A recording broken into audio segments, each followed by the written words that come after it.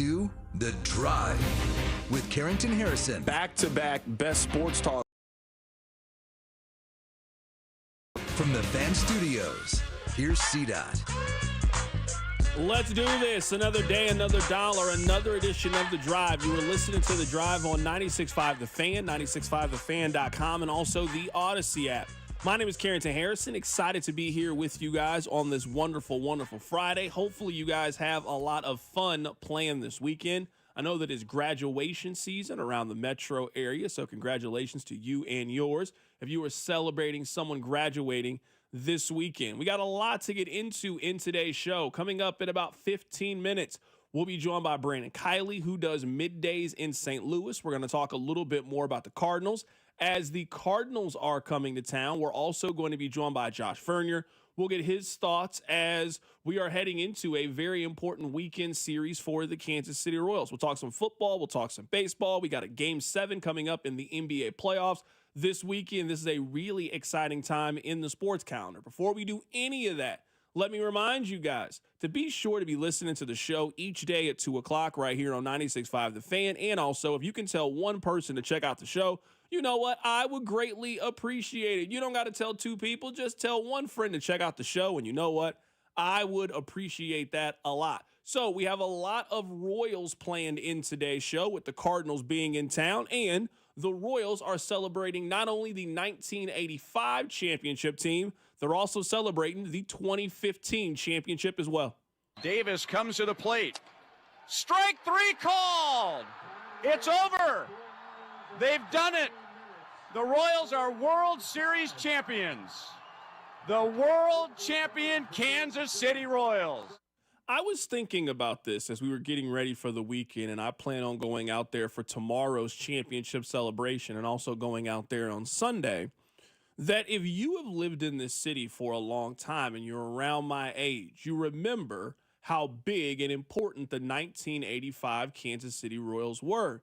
And a lot of it felt like ancient history, that when you would see the excitement, the enthusiasm, when you would see everything surrounding those Royals teams, and when you had your uncles or fathers or whomever got you into baseball tell you how much of a baseball town Kansas City was and how energized the city was by the Kansas City Royals, it sounded like a fairy tale. It sounded like a myth, something that was so far removed from your own reality. That's not how we felt about the Royals growing up. And then to be able to experience it for yourself in order to be able to see it, it was really cool. I think what is great about the Royals organization is that bridge that connects those two organizations. George Brett is still around. Willie Wilson is still around. A lot of those greats from 1985 were there to help you celebrate all of the accomplishments of what happened in 2015. And we got a chance to create our own legends, our own stars, our own heroes. You didn't just have to look at Frank White or George Brett or some of those great Royals in 1985. You have your own heroes, your own stories to tell about this team. I was also thinking about this and what I think this weekend means for so many of us. It is a celebration of the Royals' past. It is a celebration of the Royals' present, that the Royals are a very good team. I'm expecting great crowds to be out there this weekend. I'm working on getting a closer estimate to what the Royals are expecting this weekend. But the Royals just had the Red Sox in town. Great weather. They have the Cardinals coming into town for a weekend series. Their next weekend series is against the Detroit Tigers, the team that leads their divisions. They're going to have some great weekends out at Kauffman Stadium. I was thinking this, though. Every Royals great has eventually had their moment in the sun. You think of the George Brett, the Frank Whites. They had a couple of those moments. They had one in 1980 going to the World Series against the Phillies. They also had one in 1985 winning the championship against the St. Louis Cardinals. Salvador Perez, Eric Hosmer, Alex Gordon. They had their run with the 2015 team. I do think at some point we will be having a conversation about Bobby Witt Jr. and eventually he gets his opportunity in the postseason. He got his first taste last year, but with the consistency that this organization has shown, with the front office and their ability to build a pitching staff, you would assume at some point Bobby Witt Jr. is going to have his opportunities to create those memories as well.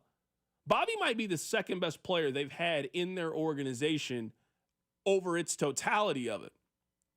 Everybody that has come before him eventually got a chance to walk through that door. I believe he's going to have that opportunity as well. So this weekend is not just to me about celebrating 1985 or 2015, and we should certainly celebrate both of those teams, and it's going to be special for everybody that gets the opportunity to go out. But I don't think that all of those things or all the success have to be distant memories. I think that this Royals organization is forging their own path, and I think we'll get an opportunity to see Vinny continue to play in some very important games. Bobby Witt Jr. playing some very important games. Miguel Garcia, this new foundation that is ultimately going to push baseball forward. Your 12-year-old son doesn't fully understand what the Royals meant in 2015.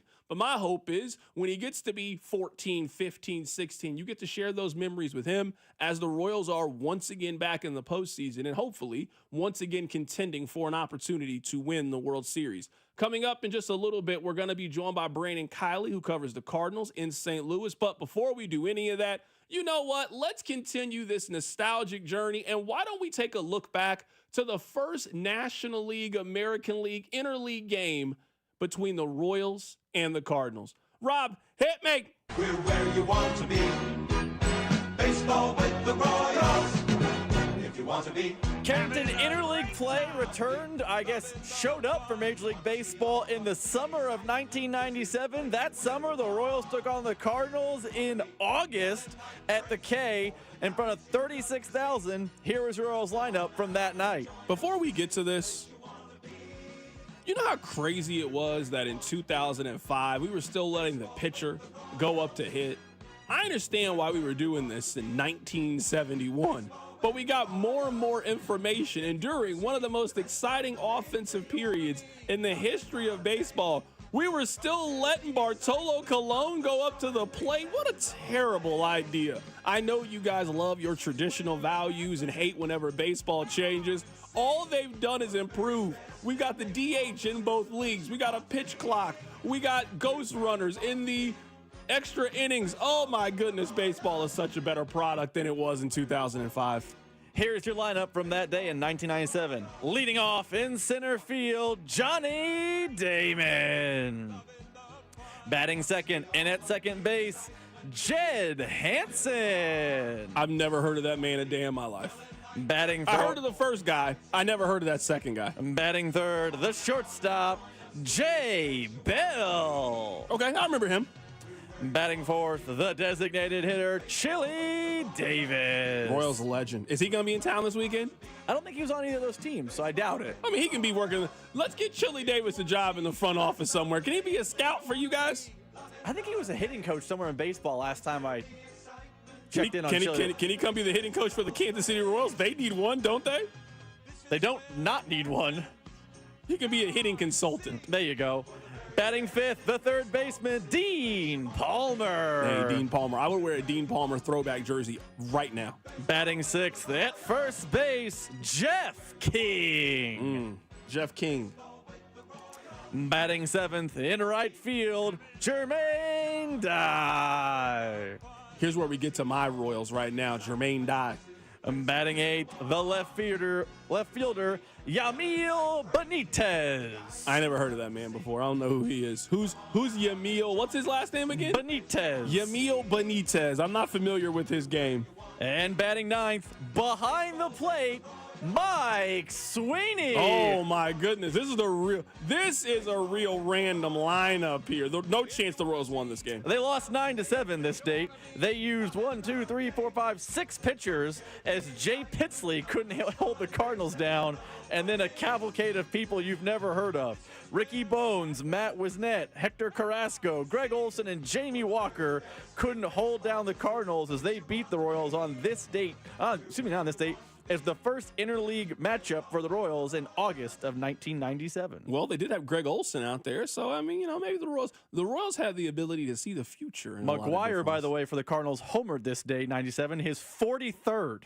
Well, of course he did. I'm sure he hit that thing a mile long. It was a nice, clean, no cheating homer. He probably hit the FCA building across the street. How far he hit that thing? Goodness gracious. I would have loved to have seen Mark McGwire take batting practice at Kauffman Stadium back in 1997. That's probably better than going to the game. How many people did they get for that one? They had 48,000 people probably. 36,000 is a near sellout of the K. It was a Friday night against the Cardinals. Yeah, you know, I'm saying they probably packed them people in. That's standing room only. They weren't playing. And it actually might have been a sellout. You got to remember, this was pre-renovations too. So it actually might have been a sellout for the Royals back in 1997. Coming up on the other side, we'll head to St. Louis and be joined by Brandon Kiley, who covers the St. Louis Cardinals. We'll learn more about the Redbirds next. Keep it right here. So drive. Hey, it's Cole Reagans from the Kansas City Royals. You're listening to The Drive with CDOT on 96.5 The Fan. Brought to you by DM Injury Law.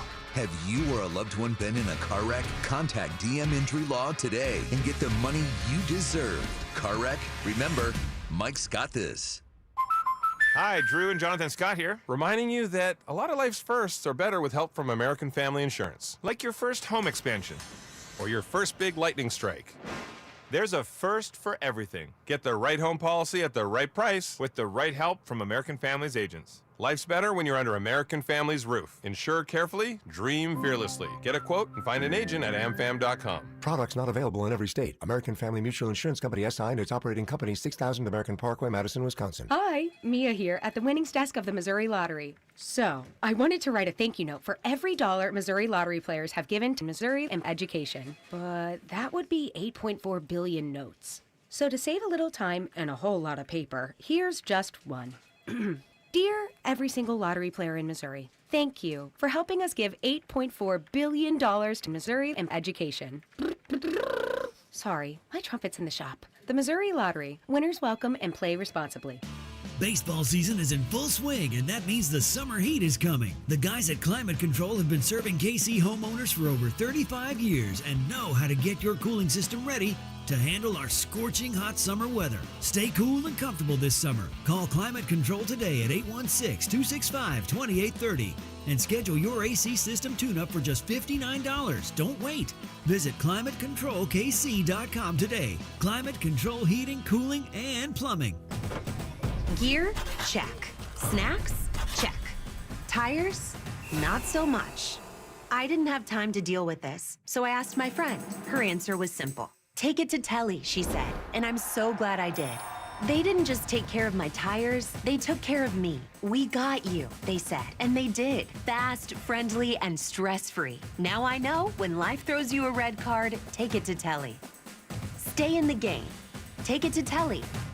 If you're looking for that new career path, have you thought about IT? Think about IT. It's needed in every single industry, whether it's sports, healthcare, construction, manufacturing, you name it, and Centric can help you get there. No better time in the city either. KC Tech Council has 3,000 IT jobs open in March alone. 3,000. Centric can train you to do one of those jobs. We've told you about our friend Russ Mondry and his expertise in this field. Over 16 years at Centric. He's going to help you find that career path. So go to Centric.com. Losing your family's home movies and photos would be devastating.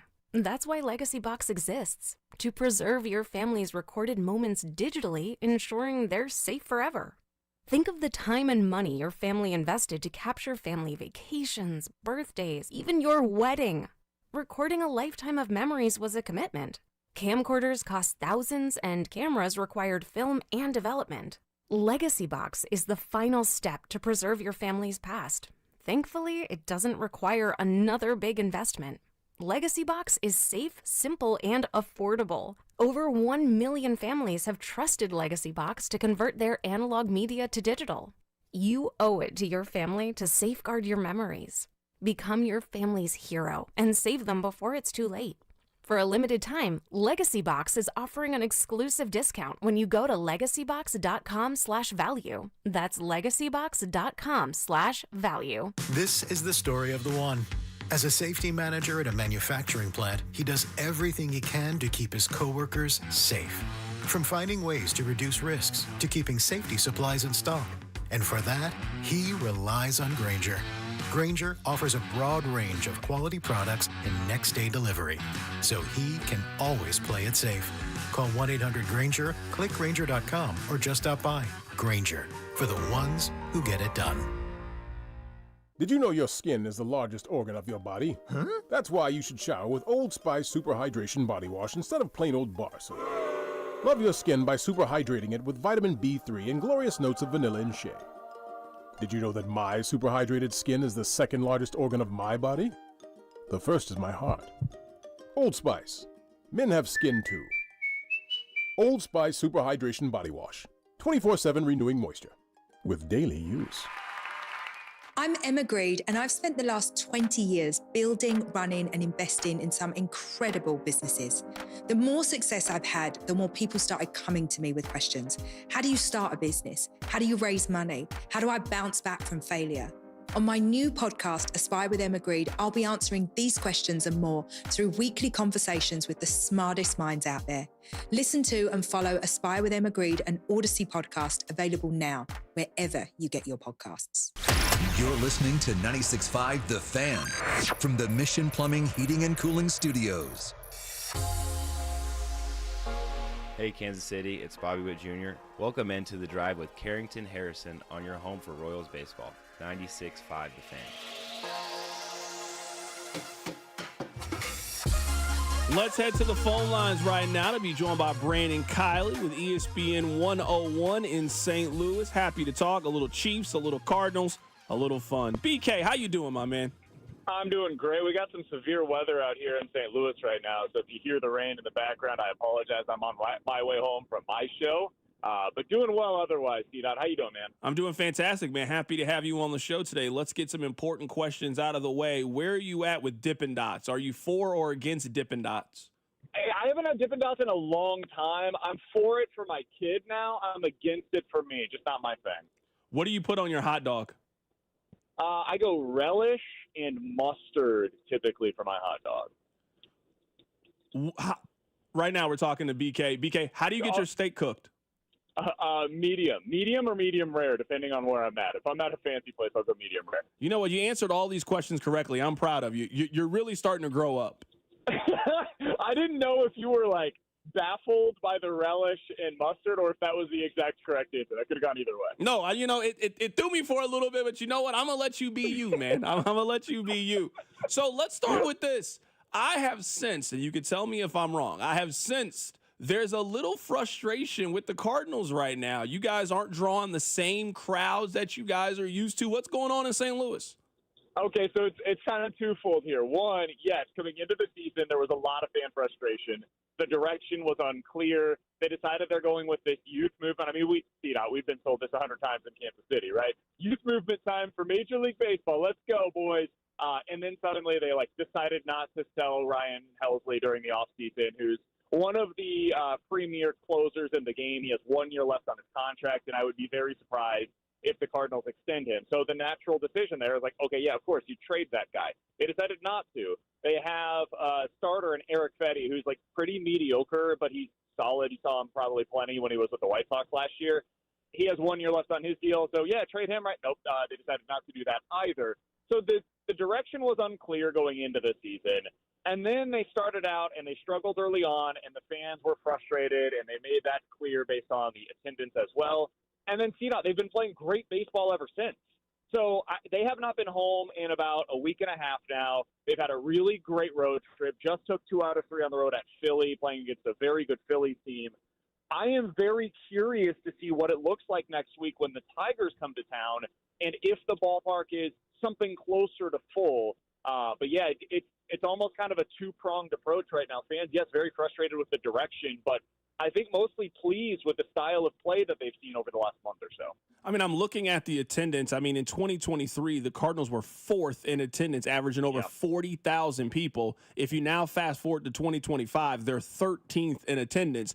Do you think that there is a chance that Cardinals fans are just simply spoiled? Because I'm looking at their team right now. I mean, they're a game back in the division. They're one of the teams that are in the mix in the National League. This doesn't seem like a city that should be, I don't want to say turning their back on the Cardinals, but appear to be very lukewarm on the Cardinals. I'm going to compare it to the Chiefs, D-Dot, because, once you have that special all-time great player, it's really hard to go back to being just something resembling a contender. The getting to the playoffs is seen as a success this year probably for the Cardinals, right? So post-Patrick Mahomes, whenever that happens, hopefully that's 15 years down the road, if the Chiefs get back to what they were with Alex Smith, I don't know how that's going to play in Kansas City. That's a really solid outcome. That was some of the best years that we've seen as Chiefs fans in the last 20. But after Patrick Mahomes, that will feel like a failure. And that's what it feels like for Cardinals fans right now, coming off of what was really the best 15-year stretch maybe in franchise history, at least the modern era of Cardinals history, when they had Albert Pujols in his prime, Matt Holliday, some of the best players in the league. So going from that to, hey, they might be able to win 90 games this year, and that would be considered a huge success coming off of two really disappointing seasons for them. It's just hard to know exactly how you should judge that. And I think for a lot of fans, they've made their decisions of, this is not the team that I grew up rooting for, and I'm super disappointed by it. So, yeah, if you want to call that spoiled, I think, yes, they have been. But it's similar to what's happening in Kansas City right now with the Chiefs. BK, I'm curious, if the Cardinals were in the American League, do you think the vibe around them would be very different? The National League is just much more competitive. It's a lot deeper than the American League. That if the Cardinals were in the American League, they'd be considered one of the favorites to actually go to the World Series. Maybe. I mean, you've still got the Yankees in the AL, and the AL West is relatively competitive. It would be different for sure, because in the National League, I think you have four teams that are just so clearly above everybody else. Like, you look out at the NL East, and you've got the Mets and the Phillies that are really good. You look in the West, and you've got the Dodgers and the Padres that are genuinely excellent, like World Series contenders. So it's hard to crack into that top four or so. In the American League, it's a little more shallow at the top, but there's still a lot of really good teams. I think the problem for Cardinals fans is it's similar to the AL Central, where every team in the Central Division in the National League is just trying to be the best team in the division, and that only requires you to be so good. AL Central is similar, where it's not the same bar to clear, so why, if you're an owner, are you going to strive for something more, right? We could get into the playoffs and anything can happen, as we've seen. Right now, we're talking to BK here, learning a little bit more about the St. Louis Cardinals. The Cardinals have been hot of late. They have been one of the hottest teams in baseball. I would assume, based on that, you consider them the favorite going into this series against the Royals, who have been hot in their own right over the last 3 weeks or so. It's interesting. The Cardinals are going to throw two of their worst pitchers this weekend, and the Royals are, I think, actually a relatively bad matchup for each of them. Andre Palante and Miles Mikolas are true pitch-to-contact guys. They do not strike anybody out. Mikolas was really bad last year. He's been better lately, had one terrible start, but otherwise has been mostly okay. You will not see him get a third time through the order, but the first two times, I'm curious to see how he matches up against this Royals lineup. And then Palante's a young starter that they converted from a reliever. He's solid, but he has had some kind of blow-up outings lately. So those two games, I think there's a severe pitching advantage in favor of the Royals. This series, to me, is going to be about the Cardinals' offense. Going up against Seth Lugo, Michael Wacha, and Cole Reagan. Like, the Cardinals' offense has been great lately. They've got a young hitter that'll play a little bit of catcher this weekend, and Ivan Herrera, who's one of the hottest hitters in baseball. That's really where this series will be won or lost. If the Royals are able to keep them off the board, they keep them to 3 runs or less, I think the Royals probably win 2 out of 3. If the Cardinals' offense gets going, though, I don't know if the Royals will be able to keep up. BK, in St. Louis, does this series even register? Is this something that people are looking forward to? Is this a series that Cardinals fans have circled, or is this just like playing anybody else? The latter. I don't think it really registers here hardly at all. It's certainly like Major League Baseball is labeling this weekend rivalry weekend. It certainly isn't that. I mean, the Cardinals fans view the Cubs as their one true rival. Everybody else is secondary after that, and I don't think that it's a rivalry at all with Kansas City. I think the only thing that it really becomes is, like, a lot of people will take the road trip over to KC, make a weekend out of it because it's a fun town to visit for a weekend. You could go watch the game in a cool ballpark, but other than that, yeah, no, it's just any other series. It's a nice measuring stick because people here, I think, view the Royals as a legit playoff team, but there's nothing really deeper than that. I'm curious how St. Louis has adopted American League Baseball, essentially. Like, these two cities, part of what is different is the Royals were in the American League and the Cardinals were in the National League. And people in the National League kind of held to, this is real baseball. And they kind of look down on American League Baseball. Now, everybody plays the same brand. How do you like, I guess, having American League Baseball in St. Louis? I love it because it's what I grew up with, right? But for a lot of people here, especially the older crowd that grew up with Whitey Ball in the 80s, and you had all of the managerial decisions that go along with that, there was some real hesitance to accept it.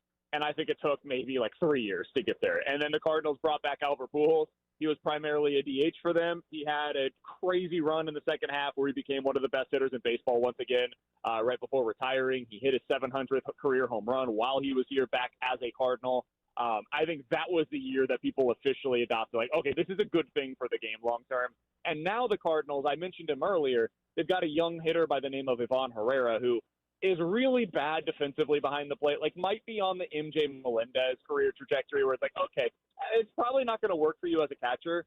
He's probably a long-term DH/first base option, and that's the case as well for their former catcher in Wilson Contreras. So even just from a roster management standpoint, it really helps for them to have that extra spot available in the lineup. I think fans have really started to understand that and appreciate it. So for most fans, I won't say all because there's certainly a segment out there that still is hesitant to accept it. Most fans, I think, appreciate it now. Right now, we're talking to BK here. He does radio in St. Louis, talking a little Cardinals, talking a little Royals. I want to get his thoughts on the Chiefs, too, before we get him out of here. What's your big takeaway from the Chiefs offseason? I would say, like, you probably couldn't have asked for anything better when it comes to the left tackle position, right? I didn't know what they were going to do with the first round other than, like, if Josh Simmons is there, that's so obviously the pick. It felt strange at the time to pay a left tackle, relatively speaking, starter money and then to draft a first-round pick above him. But really what they did is we're not going to get into the same situation as we were in a year ago, where it was Kingsley or bust and it busted and they really didn't have an alternative. So at least now you've got a guy at left tackle that you can trust. You have a future potential Pro Bowl type of player in Josh Simmons, and you just kind of build it that way, right? You give yourself multiple outs. I like that, and that's the most important thing that we all said coming into the offseason. You can't have the same situation at left tackle as it was a year ago. Beyond that, though, man, I think you could have a really good defense. I like what they've done on that side of the ball. And offensively, like, it's just a bet on the receivers staying healthy and being what they thought they were going to be a year ago. So I think they had a pretty good offseason, all things considered. I don't know that it was like the sexiest offseason they've had in recent years, but I think it was productive. How did you feel about it? Yeah, I agree with you. I think their biggest takeaway was very simple. Last year, we felt like we were going to have a top 10 offense, and injuries derailed us at every single turn. If we can get those guys back and keep them healthy, we think that we're going to have a very good offense. I'm curious to get your thoughts on this, and I'll let you get off here because it sounds like the hail is coming, so I want to make sure that you're safe. I was disappointed by the way that they handled running back this year. With this running back class, I thought they had a chance to swing a lot bigger. They didn't do a whole lot in free agency when it came to the position, and then in the draft, they used a 7th-round pick to go get a running back. I wanted them to do more. Yeah, I understand the perspective, C-Dot. I really do, because I was somebody that I would have liked to have seen them make more of a splash at the running back position, but if it's just a team that outside of Clyde Edwards-Helaire has never done that. They just don't value the position that way. So I wasn't necessarily surprised by it. And honestly, like, if you think about it, if they get 2 years ago Isaiah Pacheco, aren't they fine? It's not super exciting, but I don't think people looked at it 2 years ago and were like, man, the Chiefs are in a bad way with Isaiah Pacheco as their starter. So I don't think it's the worst thing in the world. You've got Kareem Hunt back who can be good on short yardage situations. They do have a guy now that can project to be a potential pass catcher for you out of the backfield as well with their seventh round pick.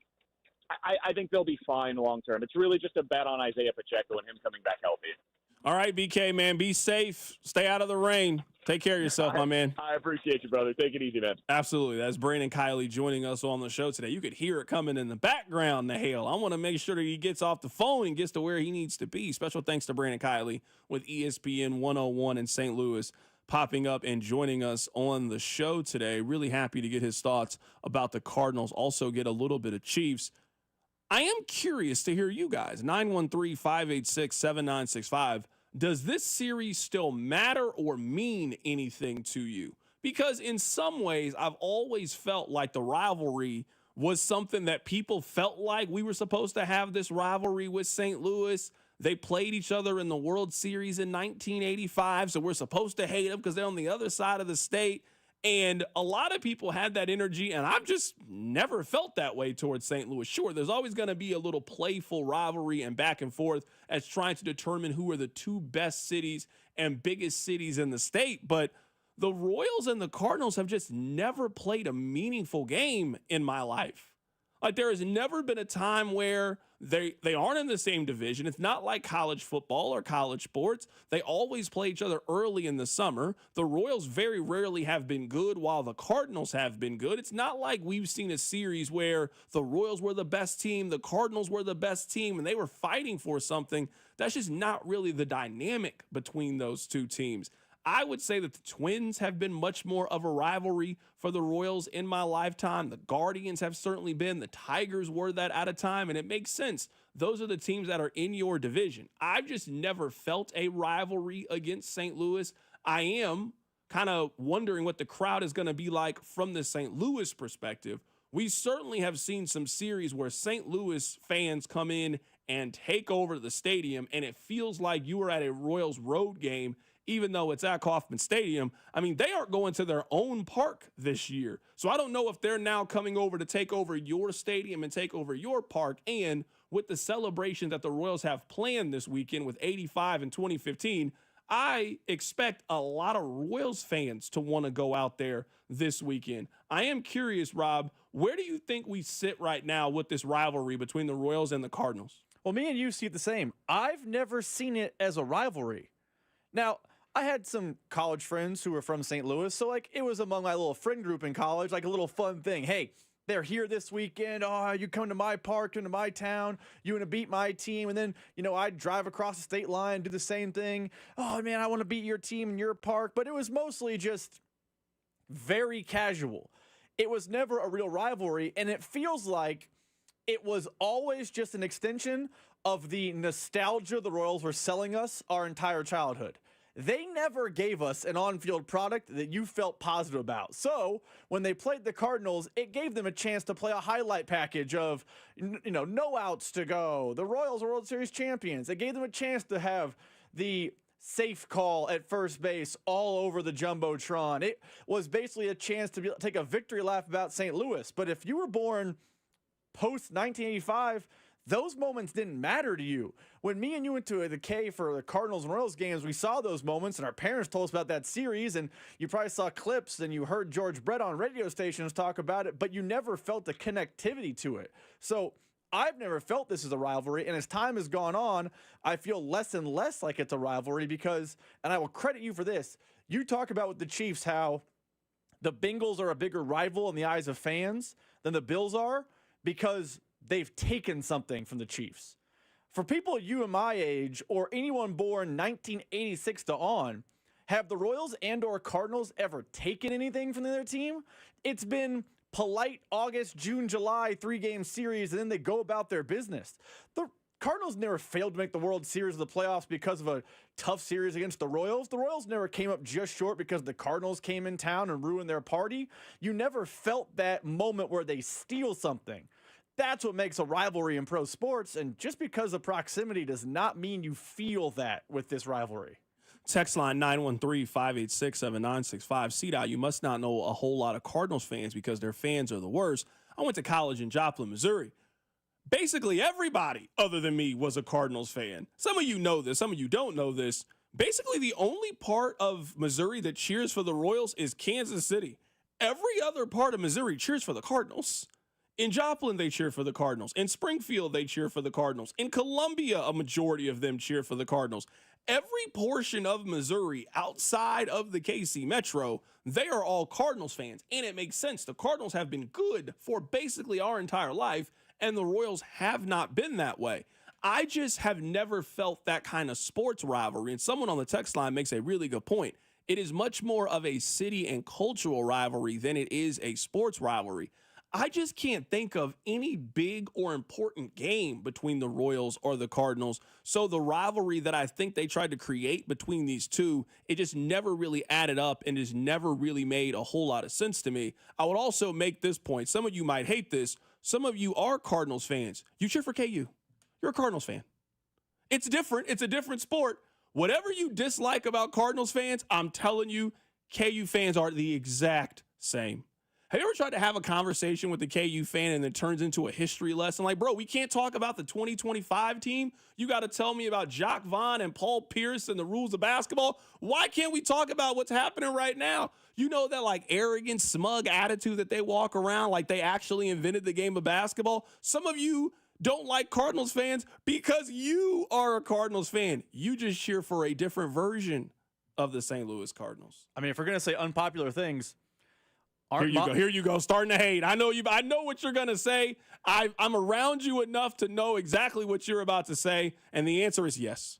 Go ahead and say it. I'm going to say, isn't the current iteration of Chiefs fans just Cardinal fans? Oh, no, I wasn't going to say that. Hold on. 100%. Let me go back. I thought you were going to say that Mizzou is the Royals in this analogy. 100%. That's what I thought you were going to say. I thought you was about to say that. So my bad. Yeah. No. I want to go back and say I did not compare Cardinals fans and Chiefs fans. You did that. I didn't say that. You're telling me Chiefs Twitter and Cardinals Twitter are polar opposites? There's a little bit of Spider-Man meme there. I imagine if a rogue Bills fan says something benign on Twitter, Chiefs fans are the first person to jump in their mentions and point out Josh Allen's never beaten Mahomes in a big game. I think Cardinals, Chiefs, and KU fans are all eerily similar. Now, that comes with winning. That arrogance, that smugness that all three carry comes with the fact that trophies are in their trophy case. But I don't think Chiefs fans and Cardinals fans are all that dissimilar nowadays ever since the Mahomes era has shown up. Now, if you were a Chiefs fan of the Marty era, you're not a Cardinals fan. But if you started being a Chiefs fan in 2019, you got Cardinal fan energy. Yeah, I just wanted to be sure. I wanted to remove myself and distance myself from anything that you had to say there because I didn't have no part of that. I would like to point out to you guys that last year the Cardinals did not get 3 million fans. The last time they did that was 2021, but that was a weird time. It was coming off of COVID. They couldn't have full seats. I don't think you're really counting that against the Cardinals. The last time before that was 2003. They got 2.9 million fans. Like, this is a fan base that they go out to games. So the fact that right now their fans are they're 12th in attendance right now. This is a fan base that goes out there, rain or shine. I mean, they get 40,000 fans on average to go out there, and right now they're getting less than 30,000 fans to go out there. So in some ways, the fans have soured on the product a little bit and are telling you, hey, whatever you guys are selling us is not nearly good enough. I am going to be really curious to see what the breakup is. I mean, those of you that have been going to these Royals and Cardinals games for quite some time, you know it. It used to be a 50-50 split, or a lot of times it felt like the Cardinals came in and they were the home team. I don't think that's going to be the case this weekend out at Kauffman Stadium. I do think we'll have really good crowds. I think there's a chance they sell out today. You got Cole Reagan's Cardinals in town. It's a beautiful Friday. The weather is fantastic. I think there's a chance they get 35,000, maybe a little bit more. Tomorrow is the 2015 celebration for the Royals. I think they'll have another game in which a lot of people go out there. This is a really, really big weekend out at Kauffman Stadium. Coming up on the other side, we'll talk about the 2015 Royals as they are celebrating their World Series this weekend here in Kansas City. Keep it right here. It's The Drive. The Drive with Carrington Harrison on your new home for Chiefs football. 96.5, The Fan, brought to you by DM Injury Law. Have you or a loved one been in a car wreck? Contact DM Injury Law today and get the money you deserve. Car wreck? Remember, Mike's got this. Cosentino's food stores are celebrating 77 years of serving Kansas City. Come in today for incredible anniversary savings across the store. You'll find some of the hottest prices of the year, now through May 20th only. From fresh produce to family favorites, don't miss the unbeatable prices at every Cosentino's location. For 77 years, it's been our family's honor to serve yours, and we're just getting started. Ring the bell! We've done it again! Golden Oak Lending has lowered rates to 4.875 fixed. Lower your monthly payment, get cash out, pay off credit cards, and best of all, make no mortgage payments for 2 months. Lock in this incredible 4.875 rate and get your cash in as little as 14 days. Call 913-890-GOLD. Golden Oak Landing cured my blues. 5.81 APR, FHA, 15-year, 20% equity qualified credit. Additional terms apply. NMLS 114937. Okay, so I'm gonna let you in on a little secret. Wendy's has this new Cajun Crunch chicken sandwich. And to be honest, I'm kind of crushing hard on this Sammy. It's packed with bold Cajun flavors and topped with crispy onions for a satisfying crunch. All on Wendy's iconic spicy chicken sandwich. It's honestly kind of my dream sandwich. I hope it likes me back.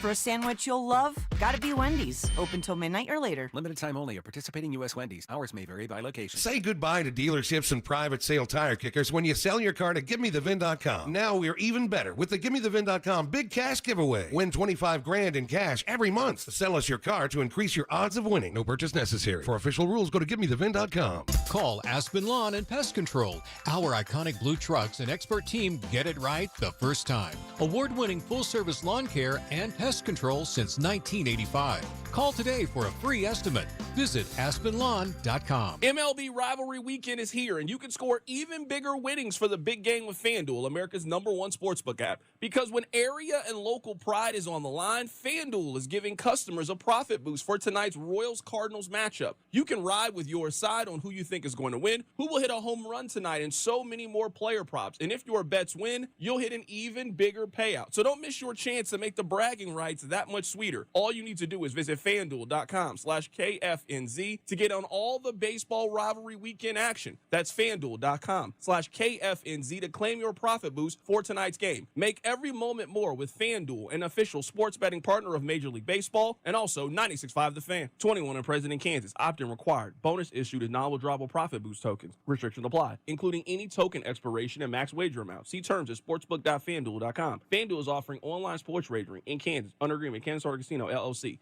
Gambling problem. Getting help is your best bet. Call 1-800-522-4700 or visit ksgamblinghelp.com. Do you think astronauts fight over elbow room? Probably. Because advanced tech doesn't always mean more space. Until now. Introducing the Hyundai Ioniq 9, a 3-row electric SUV with over 300 miles of range, ultra-fast charging capability, and lots of space. The all-new Hyundai Ioniq 9. Space in an EV. Visit HyundaiUSA.com or call 562-314-4603 for more details. Ioniq 9 is available in extremely limited quantities at select dealers in select states only. EPA estimated range based on fully charged battery. For comparison purposes only. Actual range will vary based on several factors. This is the story of the one. As a safety manager at a manufacturing plant, he does everything he can to keep his coworkers safe. From finding ways to reduce risks to keeping safety supplies in stock. And for that, he relies on Grainger. Grainger offers a broad range of quality products and next-day delivery, so he can always play it safe. Call 1-800-GRAINGER, click Grainger.com, or just stop by. Grainger, for the ones who get it done. Life insurance. Why are you putting it off? Can't afford it? Too much hassle? Think you don't need it? There's lots of excuses for putting off life insurance. But if you weren't there, who would pay the mortgage and other bills? With Ethos, you could be covered in 10 minutes and boom, family protected. Ethos, fast and easy online term life insurance. Up to $2 million in coverage with no medical exam. Some policies as low as $1 a day. Answer a few health questions and get your free quote at ethos.com/radio. That's ethos.com/radio. Summer is better with True Green, especially at a price this low. For a limited time, get 75% off your first treatment and enjoy your lawn without overspending. With True Green, you get expert care and a plan tailored to fit your lawn's needs, so it looks best while you save big. Let the pros handle the hard work while you enjoy the results, relax more, and keep more money in your pocket. A great lawn has never been this easy or this affordable. Sign up now at TrueGreen.com. Restrictions apply. This afternoon, expect sunny conditions with a high of 82. Weather brought to you by Staples. Your local Staples store has hot deals and super low prices throughout the store on everything for your business. Save even more with the Easy Rewards program at Staples. This is your home for Kansas City sports. 96.5, The Fan. I'm really excited to go out to Kauffman Stadium this weekend. The Royals are having a 2-day World Series celebration. Tonight, they are celebrating the 1985 World Series, certainly fitting. They are playing the St. Louis Cardinals. Tomorrow, they are celebrating the 2015 team. A lot of the former players are going to be there. They're asking you to get to the stadium an hour early so they can celebrate the 2015 Kansas City Royals. So it's certainly going to be a great day to go out to the park. We had Eric Hosmer on the show earlier this week. Here's what he said is his favorite memory from the 2015 World Series. But one that comes to mind, I mean, I'm out here up in the Northeast right now, and I drive by Citi Field quite often, and I'm sure you guys see on social media, I like to mess with these people out here in the Northeast saying the stadium still smells like champagne. And, you know, I will never forget the moment where Kane hit the bases clearing double against Bartolo Colon, and everybody in New York just kind of cleared out. And there was the family section and then another section of Royals fans in the very top left corner, and it just seemed like we had taken over the baseball world, so to speak, and that just jumps to mind when I think of 2015. I'm getting goosebumps just talking about it. That was Eric Hosmer. If you want to check out the full interview, I would encourage you to check it out on the podcast page, 610sports.com, 96fan, the 5, not, well, goodness gracious, 965thefan.com. I got to put $1 into the tip jar. That's my fault there. I slipped up a little bit. So let me play one memory for you guys from the 2015 season. Carlos Correa. Oof. And now Ship to the belt and to the plate. Breaking ball, ground ball up the middle. Correa, he misplayed it. The ball goes into center field. 2-run score, and this game is tied. It is always funny to me how razor thin the margins are in sports. The Royals, I think, were pretty clearly the best team in baseball in 2015. I remember we were having conversations in September about their focus heading into the postseason. I thought for the most part, the Royals were just kind of bored. The Royals just didn't really have a sense of urgency in the final month of the season. They had everything wrapped up. We're going to win our division. We have been going full throttle for the last 4 or 5 months of baseball. It felt to me that the Royals were coasting in the final month of the season, and they weren't nearly as sharp. Fast forward. All right, we got to lock in now. It's the ALDS and the Houston Astros. I think we've now seen, as a decade later, a pretty formidable opponent. The Astros challenged the Royals as much as any team that wasn't the San Francisco Giants over that 2-year stretch. That was a really, really good team. And then in a flash, it all fell apart for the Astros, and that was the extra push, again, that the Royals needed in order to win the World Series that year. It is funny how a lot of times in sports, yes, it is about the journey, but sometimes it reaches a point where it is a very simple pass or fail. It's a very simple pass or fail. If Carlos Correa makes that one play and they convert that and turn that into an out, we are having a very different conversation about the 2015 Royals, and I think we all look at them as a failure. You guys went to the World Series the last year. You were the best team in 2015. You then lose in the first round of the playoffs in a 3-1 fashion. Yes, you choked. Yes, you failed. But the Royals get ahead. You can start to feel the momentum grow and grow and grow. And usually in a comeback, it takes a combination of two things. It takes your own skill. It also takes a little bit of luck. You need the other team to make a mistake. You need the other team to fall in some capacity to allow you to push yourself back up. And I have never seen a team, and maybe you could put the Chiefs in that category, and this is probably just a result of you being a very, very good team. What the Royals were really good at in 2015 and late in 2014 is if you made a mistake in any capacity, they were going to make you pay. If you messed up just a little bit, the Royals were going to strike. And with how dominant their bullpen was, you were never going to have the opportunity to make it up.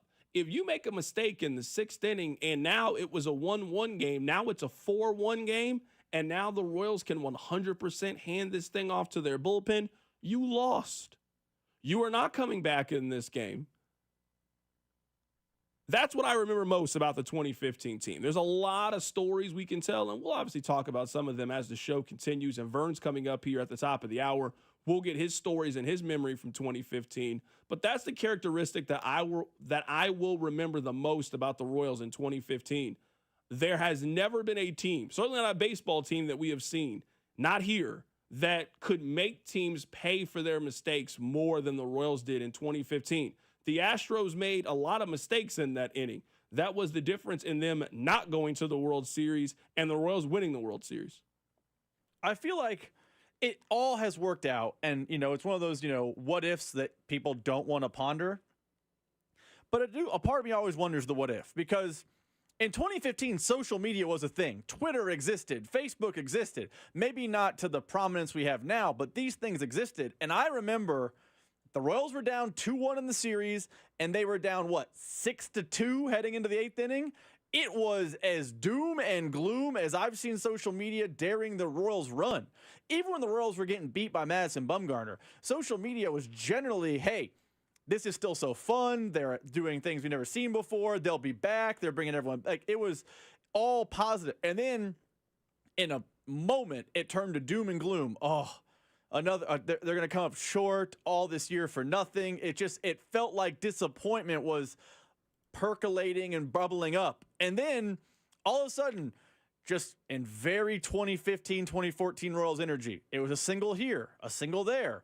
They just kept the line moving. And then that one mistake by Carlos Correa, suddenly the Royals win that game. And I felt like, social media felt like, I can't speak for you, Carrington, but I know the general sentiment was, oh, they ain't losing this series.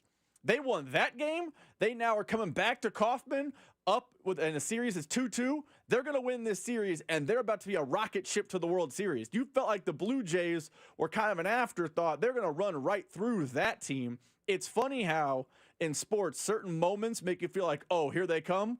If Carlos Correa catches that ball, I think it's, DEFCON 1 in Kansas City with the Royals heading into 2016, but he didn't, and suddenly it was, oh, they feel unbeatable again. Yeah, I also think a very important part of that series, because you're right, it's certainly Game 4. It's also about Game 5. I think for the most part, Johnny Cueto kind of had an up and down experience here in Kansas City. He certainly wasn't the overwhelming positive. I don't think people have a lot of very positive Johnny Cueto memories. But it did feel like Johnny Cueto was kind of brought here for one game and one performance. It was Game 5 against the Astros.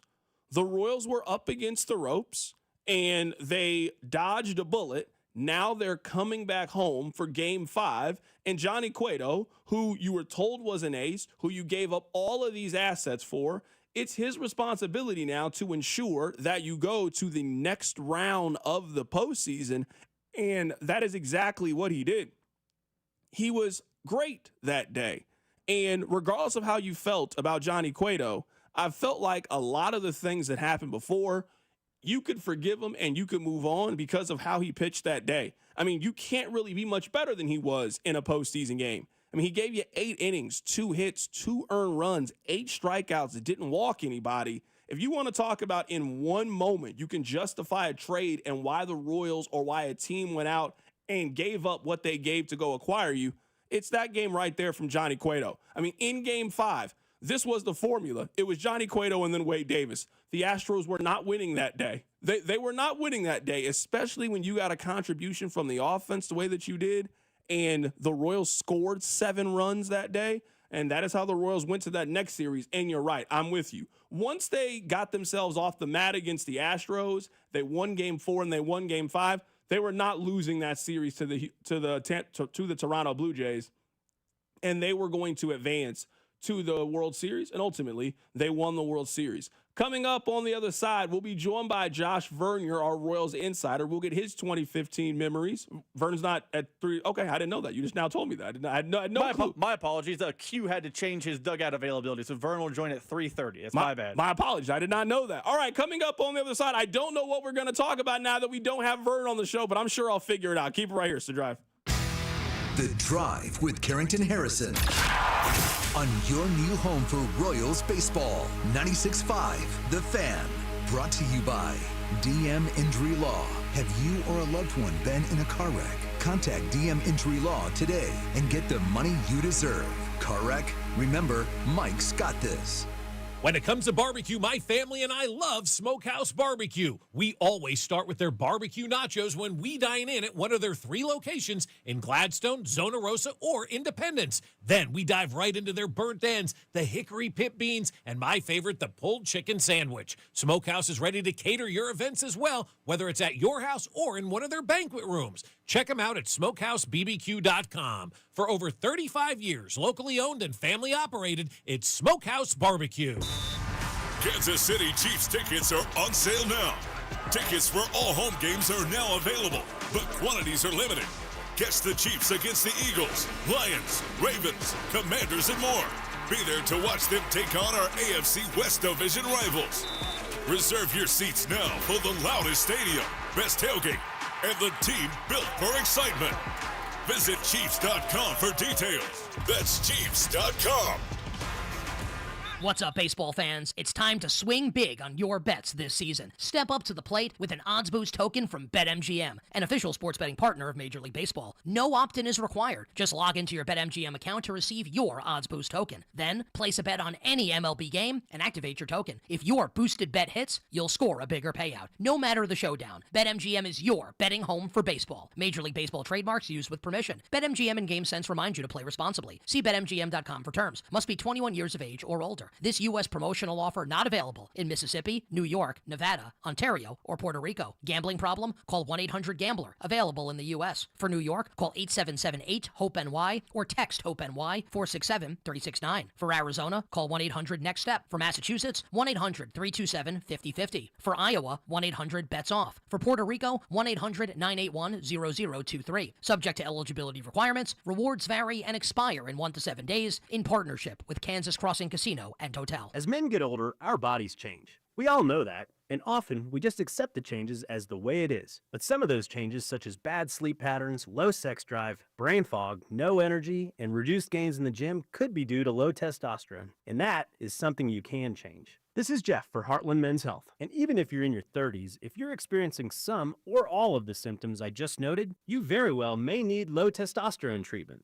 With our treatment protocols, if you're like most men, you'll be amazed at the change. You'll have more energy, improved mental clarity, your sleep will be better, so will your workouts, and you'll likely find that your sex drive increases too. So give us a call today and make the change for good. Your initial visit is just $99 and includes blood work and a medical consult. And if you start on treatment the day of your appointment, your visit is free. Call 844-447-6600. That's 844-447-6600. Or go to heartlandmenshealth.com. We have 3 offices to serve you. Heartland Men's Health, a Promenic restorative health practice. In the moments that matter most, you show up.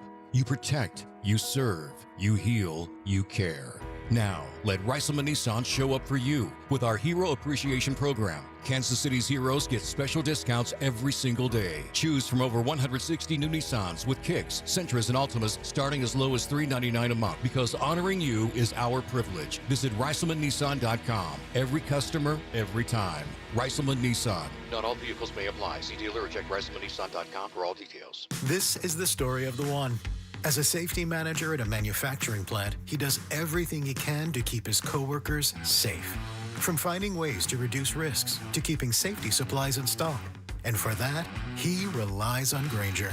Grainger offers a broad range of quality products and next-day delivery, so he can always play it safe. Call 1-800-GRAINGER, click Grainger.com, or just stop by. Grainger, for the ones who get it done. Did you know your skin is the largest organ of your body? Huh? That's why you should shower with Old Spice Super Hydration Body Wash instead of plain old bar soap. Love your skin by super hydrating it with vitamin B3 and glorious notes of vanilla and shea. Did you know that my super hydrated skin is the second largest organ of my body? The first is my heart. Old Spice. Men have skin too. Old Spice Super Hydration Body Wash. 24/7 renewing moisture. With daily use. The technicians you can trust with your house keys. Anthony Plumbing, Heating, Cooling, and Electric. Stay comfortable year-round with expert HVAC installation done right the first time. Enjoy zero down and payments from $180 a month. Schedule your consultation today at AnthonyPHCE.com. Kansas City, this is Michael Massey. Listen to the play-by-play all season long with Denny, Jake, Ryan, and Stu right here on your home for Royals baseball. 96.5 The Fan. KFNC FM and AM, HD1 and HD2, Kansas City, an Odyssey sports station.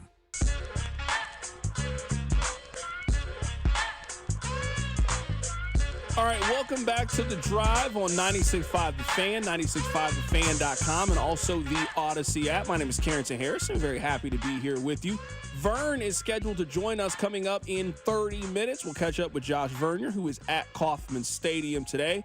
We are celebrating the Royals, who won the World Series back in 2015. Yes, it has been a decade ago. The Royals are celebrating the 2015 team coming up this weekend at Kauffman Stadium. We had Eric Hosmer on the show earlier this week. We asked him about his dash home against the Mets. Oh, man, it's so fun going through it, too, because every time I felt like it's such a good idea, and every time I go back and look at the highlight, I feel like I could have got so much more off the bag, like initially when David had the ball. But I felt like it was a great idea literally until he let go, and then I was like, man, I just have to get to this plate and touch the plate before he tags me somehow, some way. And thank God it worked out the way we did. But, I know everyone always hears me talk about it was in the scouting report, the coaches, Jersh, Rusty, everyone continued to talk about it. So I truly believe that had something to do with my decision and just taking off. That was Eric Hosmer. Check out the podcast page. You can hear his interview in its entirety from us earlier in the week. We'll get back to the 2015 Royals and also the present-day Royals coming up in just a bit. Let's talk a little bit of football before we do that. I want to play for you guys something that Sam Munson had to say from formerly of Pro Football Focus. He now does great work with the 33rd team. He has a very interesting perspective on the Chiefs offense. Here's Sam Munson. I mean, the whole offense, remember a few years ago, the Chiefs had this historically amazing offense where Mahomes was looking like the best quarterback we'd ever seen. And, they were putting up a ton of points and everything. And I think every aspect of that has kind of gone backwards in the last couple of years. Mahomes has not hit the levels that he hit previously in his career. He's not been bad by any means, but he's definitely not playing his best football and hasn't for a while. At least over a long period of time. Like individual games, Mahomes is still Mahomes, but over a 17-game schedule, he's not hit the heights that he hit previously.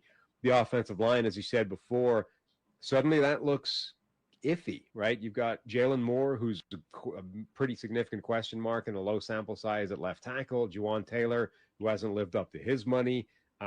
Left guard is probably Kingsley Suamataia, who was supposed to be the left tackle solution, is now going to be the left guard solution because he wasn't the left tackle solution. So suddenly that line, could be a weakness. It was obviously, it had its ass kicked by the Eagles in the Super Bowl. I have been on this side, and I've firmly been on this side. Now, I understand if some of you are not on that side, and reasonable minds can certainly disagree. 913-586-7965.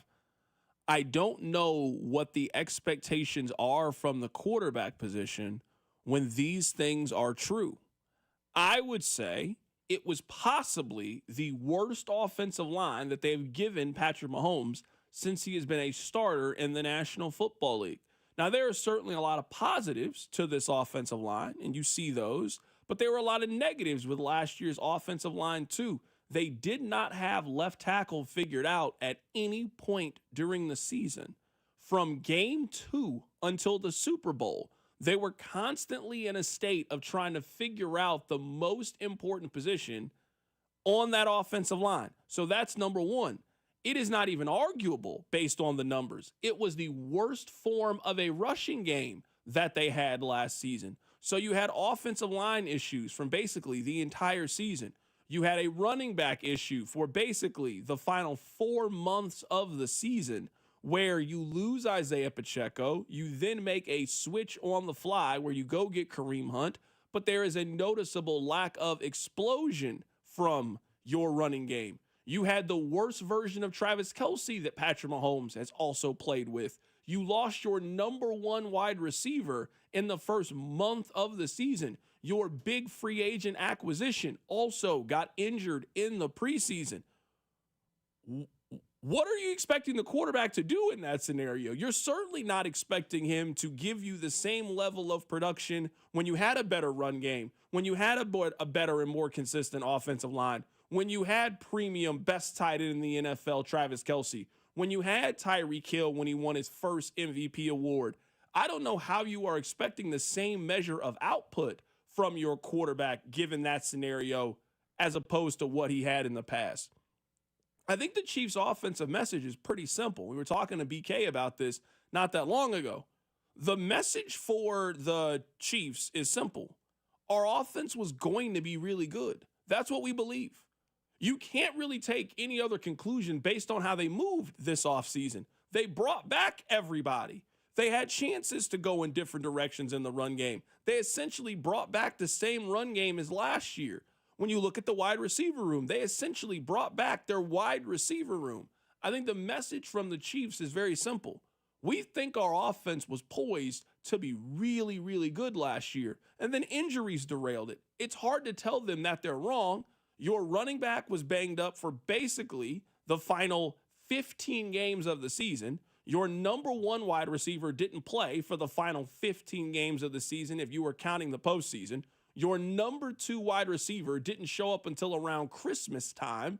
It's hard to tell the Chiefs that they're off in their prediction for the offense. So I think this year we're going to find out if the Chiefs were right or wrong about their offense. There's no denying the numbers. They went from being a top 5 offense in the league to the last year being pretty average if you look at a lot of the numbers. But I think it's pretty clear what you can point to, the lack of production, and it came to the injuries. And now this year, knock on wood, you are hoping and expecting that if guys stay healthy, that the Chiefs can go back to being a top 5, top 8 offense in the National Football League. So, Rob, I can't really disagree with what Sam Munson is saying. It's easy to find that in the stats, but I do think we have to provide some context around Mahomes and the dip in numbers and why he has, quote, regressed over the last 2 seasons or so. I understand for 2024 why the regression existed. It is everything you laid out. Pacheco basically didn't play most of the season. Rashee Rice basically didn't play most of the season. They were trying to get Xavier Worthy acclimated, Father Time looked like it was catching up a little bit with Travis Kelce. I agree 100% with you on 2024. Why were they that way in 2023? Because 2023, I know they win the Super Bowl. I get it. Flags fly forever, and no one will ever take that moment from the Chiefs. But it wasn't like the 2020 Chiefs offense was gangbusters. It wasn't like that offense was, watch out. Mahomes won the MVP and looked like Mahomes in 2022. And he did it with MVS, Juju Smith-Schuster, and an historic performance from Travis Kelce. The ensuing season, they added Rashee Rice, and they basically had the same group, and they said, run it back. And they were middle of the pack offensively. And if you remember, they were middle of the pack in basically everything, including record. And they got red hot in the postseason, and that's what matters. But if Sam Munson's point is, hey, 2022 was this great high water mark where Mahomes looked like Mahomes again. He was the MVP. They won the Super Bowl, and the offense was humming despite the fact there wasn't high-level playmaking out on the outside. Why in 2023 was it mediocre? And then in 2024, that's injuries. But that is a trend now that the offense has looked meddling in 2 consecutive seasons. I'm hopeful, you're hopeful, the Chiefs are hopeful that health and the additions and an improved offensive line fix that in 2025. But it's fair to ask, is this a trend as they were mediocre's unfair, middling in back-to-back seasons offensively? Yeah, and you just know my stance on this. Like someone on the text line says the issue is Matt Nagy. I disagree. And that's fine. If you think that the issue is Matt Nagy and you think, hey, they were better with Eric Bieniemy, it is not a surprise to me that the decline that you were talking about with their offense almost perfectly coincides with the decline of their number 1 overall weapon. I don't think that Brock Purdy was a much different quarterback in 2024 than he was in 2023. What was the difference? You didn't have Christian McCaffrey. You didn't have Brandon Ayuk. Deebo Samuel dealt with these injuries. It's funny that we can notice this with all of these other quarterbacks in the league, and yet with the Chiefs, we act like you can't see it. He needs weapons too. How do you throw 50 touchdown passes without throwing them to really talented wide receivers? Well, when you're giving them Juju Smith-Schuster and Nico Remigio and Xavier Worthy, who takes 3 months to get going, you ain't getting 50 touchdown passes from that offense. You're not getting 5,000 yards. So some of this, to me, if we're talking about where did the offense go, well, the offense got worse as the parts around the quarterback got worse. And when you gave him all of those things that lined up, when you gave him a healthy version of Isaiah Pacheco, the best tight end in the National Football League, Juju Smith-Schuster, the last time that we've seen him be a productive player in the league, that guy won NFL MVP. So the hope this year is, hey, if we can get some of that back, our offense is going to be fine. If Isaiah Pacheco is healthy, he's a 950-yard receiver. If you can get Rashee Rice healthy at some point, let's say around Halloween, and you got him healthy, and you got Hollywood Brown healthy, and Xavier Worthy is still healthy, that's the best wide receiver group that they've given him since Tyreek was in town. A lot of the problems with the Chiefs offense to me is just simply investing in the parts around Mahomes and putting him in the best possible situation. And I find it hard to believe that they've done that from a skill position standpoint offensively the last couple of years. Me and you are just going to disagree on this, and that's fine. I feel like in 2022, they had one elite level weapon. Now, they may have had the best tight end in the history of the NFL playing at the highest level, but you look, if me and you did a random Chiefs lineup for the 2022 offense, especially when Juju got hurt. Remember, he got hurt at one point that season after the Jags game. If I pulled the wide receiver group from that game, you'd be like, boy, this is a lot of mediocrity. There's some MVS. There's some Kadarius Toney. There's, again, Travis Kelce was all world, but outside of that, it was blah. Very, very, very just okay, and okay at best. And Patrick Mahomes took that team to the Super Bowl during an MVP campaign. And you could say that it was, buoyed by Kelce, but Mahomes was sensational. So I don't know what it is. Maybe Andy Reid has gotten more conservative. Maybe the offensive line is worse than we think, and that's led to him being more conservative. But in 2022, the weapons weren't elite, and Patrick Mahomes was still elite. So that's where me and you just disagree on the weapons conversation. And that's perfectly fine. Someone on the text line says, CDOT, Mahomes won an MVP with MVS, Sky Moore, and Kadarius Toney. He also had Travis Kelce. You guys told me for 5 years that Travis Kelce was wide receiver number one during this time, and it didn't matter who their wide receiver number one was. In the season opening game against the Lions, remember that game? Kelce was hurt in that game. These were their receivers. MVS, Justin Watson, Noah Gray, Isaiah Pacheco, Rashee Rice, that's his debut in the league. They scored 20 points in that game. Mahomes played pretty well, but he had to lead them in rushing in that game. He had 45 yards. Isaiah Pacheco had 23 yards rushing, and his number one receiver was MVS. They've done that a lot over the last couple of years. Now, some of you were thinking, what does it matter? Look at our record. Man, they've been this way for the most part because Mahomes is really good in the fourth quarter, and they have had consistently a top 5 defense for the last couple of years. Now, I think their defense, once again, is going to be really good this year.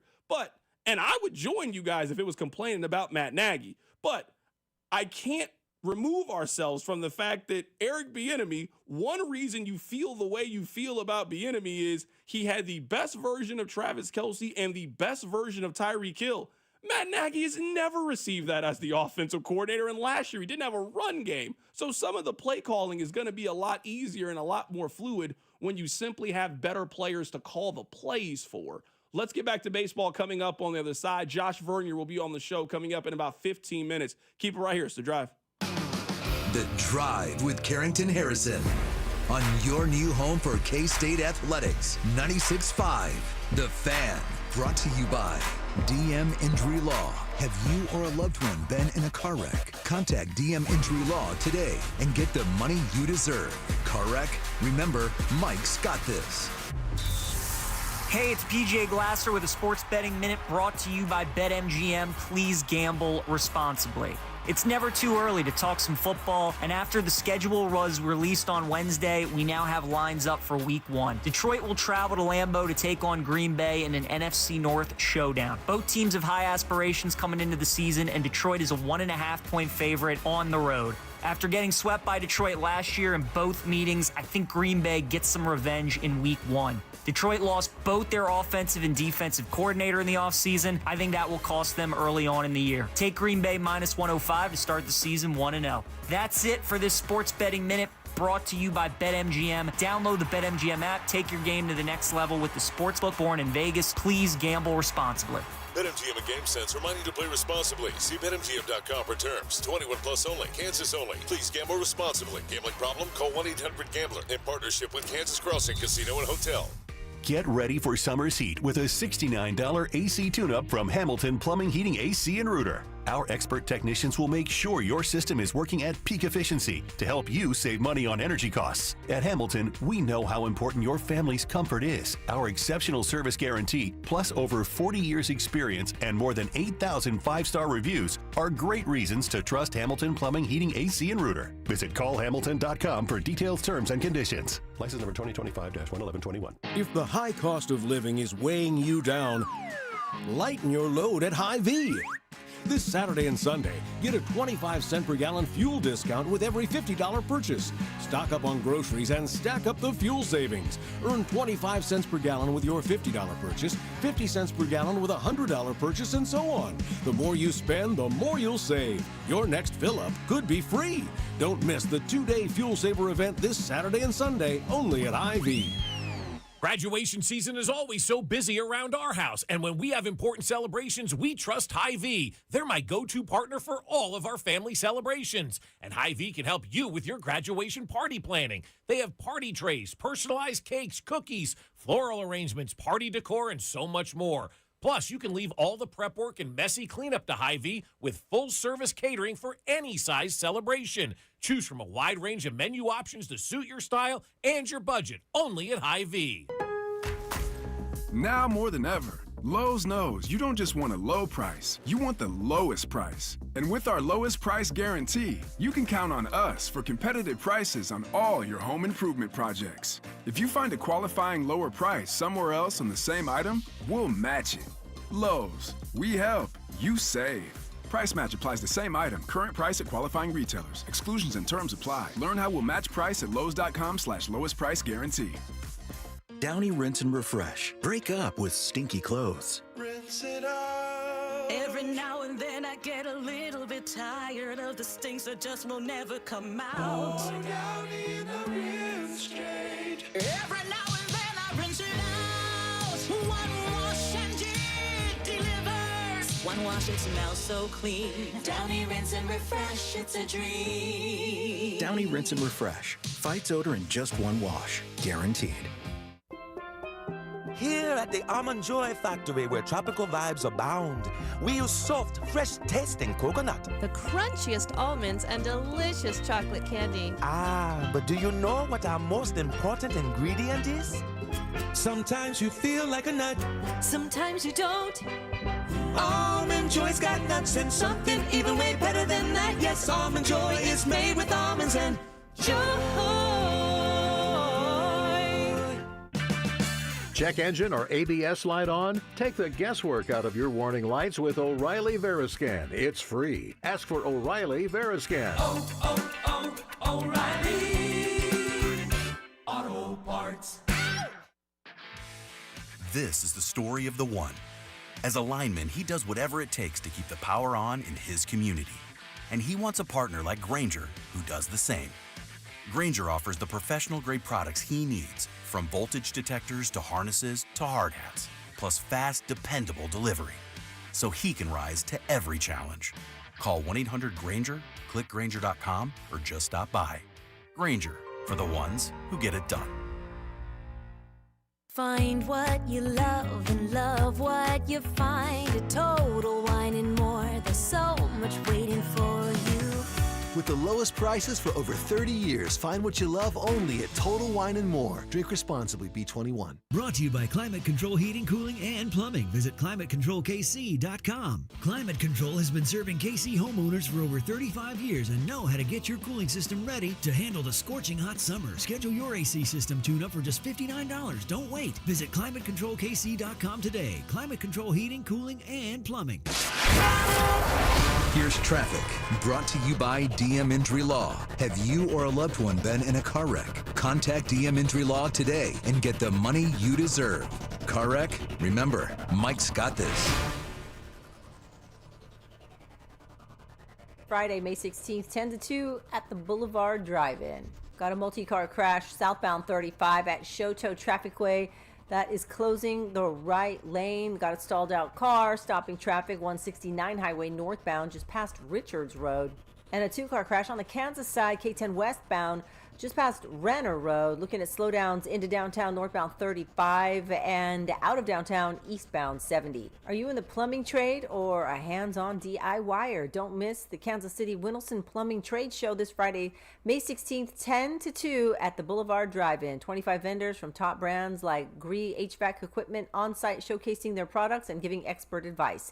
Come enjoy a free lunch. Details at winelsonkc.com.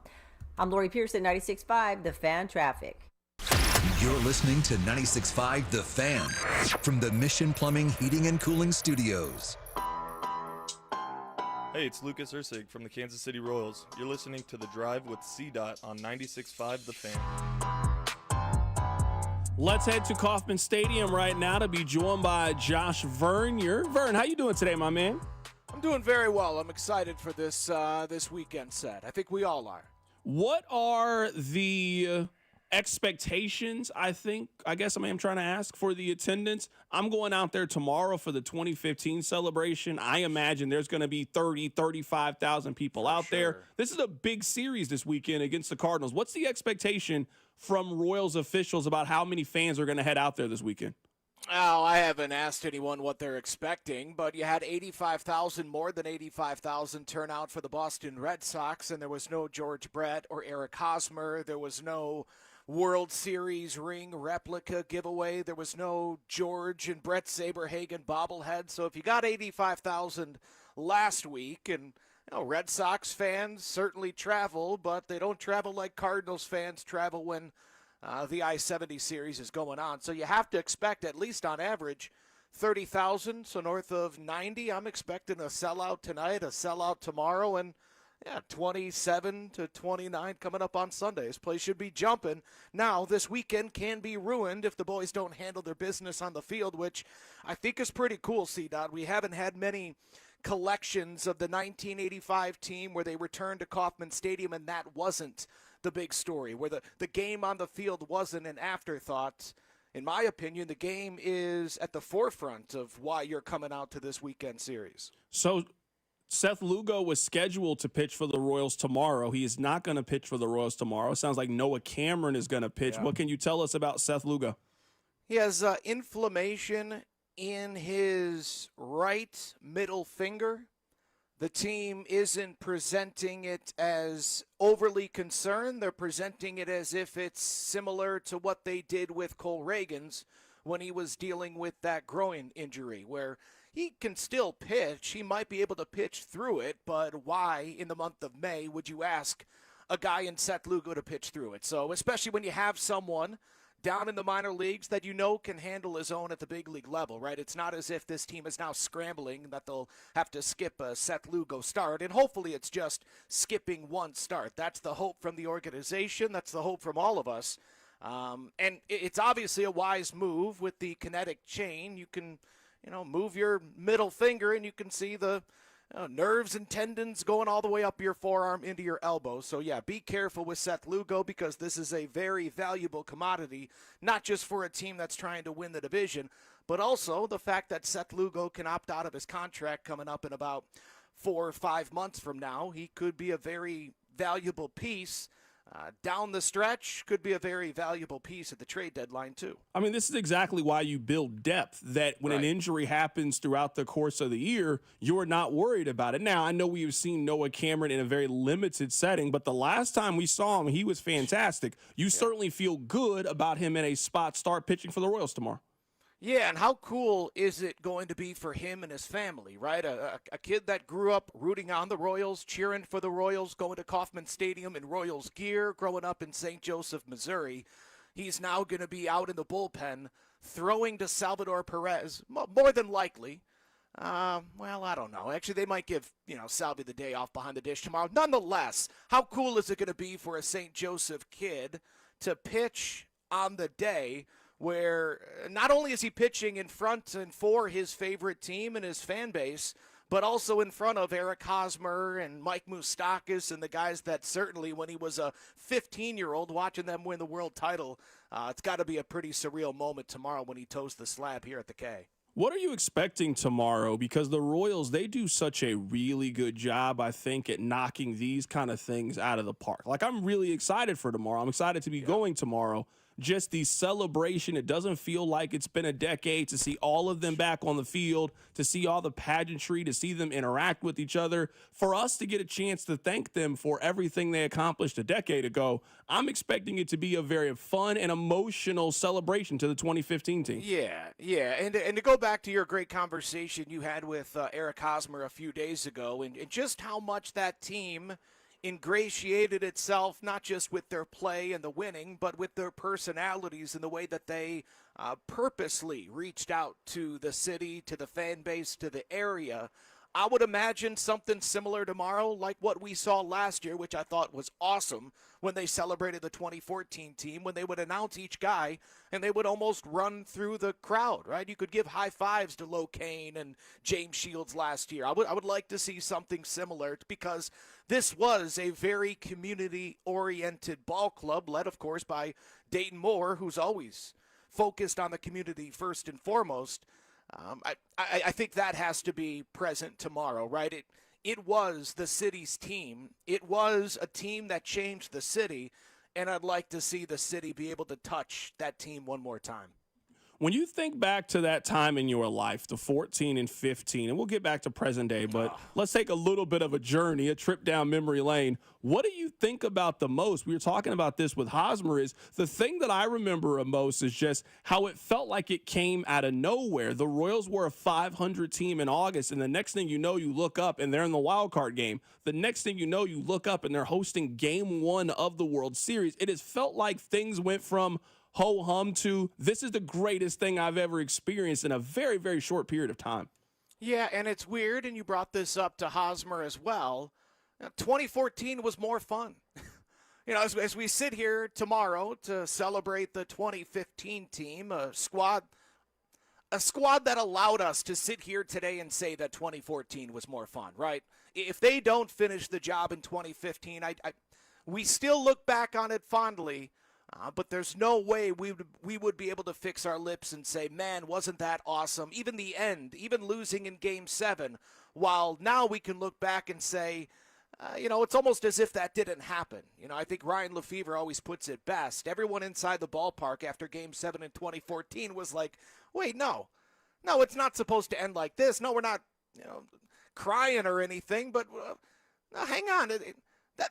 That's not how it was supposed to end. I think we can now look back on that fondly because of what the guys did in 2015. The things that come back to my mind selfishly is how bad I was at radio 10 years ago, and hopefully I'm not saying the same thing 10 years from now. But as far as the team is concerned, the way that these guys always picked one another up, as I'm grinding through another season of post-game show phone calls and text messages and people hitting the panic button, that same stuff was going on in 2015. Now, a lot of it happened at the tail end of the season, a lot of the panic and, oh boy, this is all for naught. But I would like to think that we are a better fan base that understands the game a little bit better and understands the importance of the clubhouse. And that's why, and I've said this to you a few times, it's why I think we'll look back on April of this year, for as disappointing as the offense was, for at times as disappointing as the team was, what that month did to the clubhouse to bring a tight-knit group even closer. Man, we learned how important playing for one another, trusting one another is with that 2015 team, and I think it's on display 10 years later. I think that in a lot of ways, sports mirrors life in a lot of ways, that I don't care how much you play in, something is usually going to go wrong. And it usually comes down to how you respond to the thing that went wrong. Like, you can plan and plan and plan, but things will never go exactly how you plan. I think about the Royals in 2014 and 2015. You think to the comeback against the Houston Astros. Well, wait, we got to figure things out on the fly. And I think we have learned, especially with the Chiefs over the last 5-6 years or so, that one of the characteristics of a great team is we can overcome our mistakes and still figure out a way to win. And the Royals in 2014 and 15, they pretty routinely figured out a way to capitalize on the other team's mistakes and just put themselves in a position where at the end of 9 innings, they were going to outscore their opposition. You know, for as much as we want to remember everything being great in 2015, it obviously wasn't. You didn't have an ace for most of the season. That's why you parted with 3 lefty arms to bring in a guy like Johnny Cueto. Things weren't great even offensively. Now, they were good. They were obviously better than this team is offensively through the first 45 games. But they needed someone to kind of team up with Lorenzo Cain with quality, consistent at-bats, and they parted with Sean Manaea to bring in Ben Zobrist. Yeah, no doubt about it. All great teams have to overcome adversity. I'm interested. I don't think this team's faced it yet. I'm talking about the 2025 Royals. For as trying as the month of April was, you and I have been around long enough to know something even more difficult awaits, right? No, 100%. Vern, I am actually curious to get your thoughts on this because you watch the Royals so closely. I was late to the party and maybe seeing it with the Royals. Like, it wasn't really until I would say game 2 against the Angels that it kind of hit me. Hey, the Royals might actually be really good. Like, where have I been this entire time? You watched them as closely as anybody. Did you kind of have that moment where, hey, this team might be a little bit better than I originally thought they were? No, man, I don't think I sobered up or came off a high until the conclusion of Game 2 of the ALCS. Because I remember Game 2 in Baltimore, being in the broadcast booth before the game and listening to Denny Matthews, as we always do. And I'm listening to Denny, just kind of a throwaway comment of, if the Royals win tonight, this series is over. They're not coming back to Baltimore. Basically saying if the Royals win Game 2, it's going to be a 4-game sweep. So I tucked that into my back pocket. And then when the Royals did ultimately win Game 2, I came out of the postgame show and just ripped off Denny. I'm screaming, "Oh, we're not coming back here. This series is over." Just all the confidence in the world that comes with parroting the GOAT in Denny Matthews. So I would say then, that was the first time I thought, oh my freaking God, this team's going to go to the World Series. Up until then, it was just a magic carpet ride from the wild card game to Moose's walk-off, or not walk-off, but extra inning blast, to Hosmer's extra inning blast, and suddenly Mike Trout's punching out at Kauffman Stadium and the guys are going to Baltimore, and I'm making all the trips with them. So, man, it was the best time of my life, at least, going into that 2014 run. But again, this again is another reflection of just how great that 2014 run was, and we're only allowed to truly enjoy it because of what the guys did in 2015. Right now, we're talking to our Royals insider, Josh Fernier. Just a couple more 2015 questions, and then we'll get back to present day. Do you have a favorite player from that time? We got asked this question for our social media feed. I've always just loved Ben Zobrist. I don't know what it was, but he just was like a do-everything guy. It didn't matter whatever the Royals needed him to do in 2015. He did it with a smile on his face. He then named his kid Royal. I loved Ben Zobrist. He's my favorite player from that time. Do you have one from the 2015 team? Wow, God knows Ben Zobrist deserves it after that devil. But you said it, not me. Ben Zobrist was the playoff MVP of that season. Ben Zobrist was outstanding, but no, I wouldn't say that he was my favorite. Personally, my favorite to interact with, to talk with, was Wade Davis.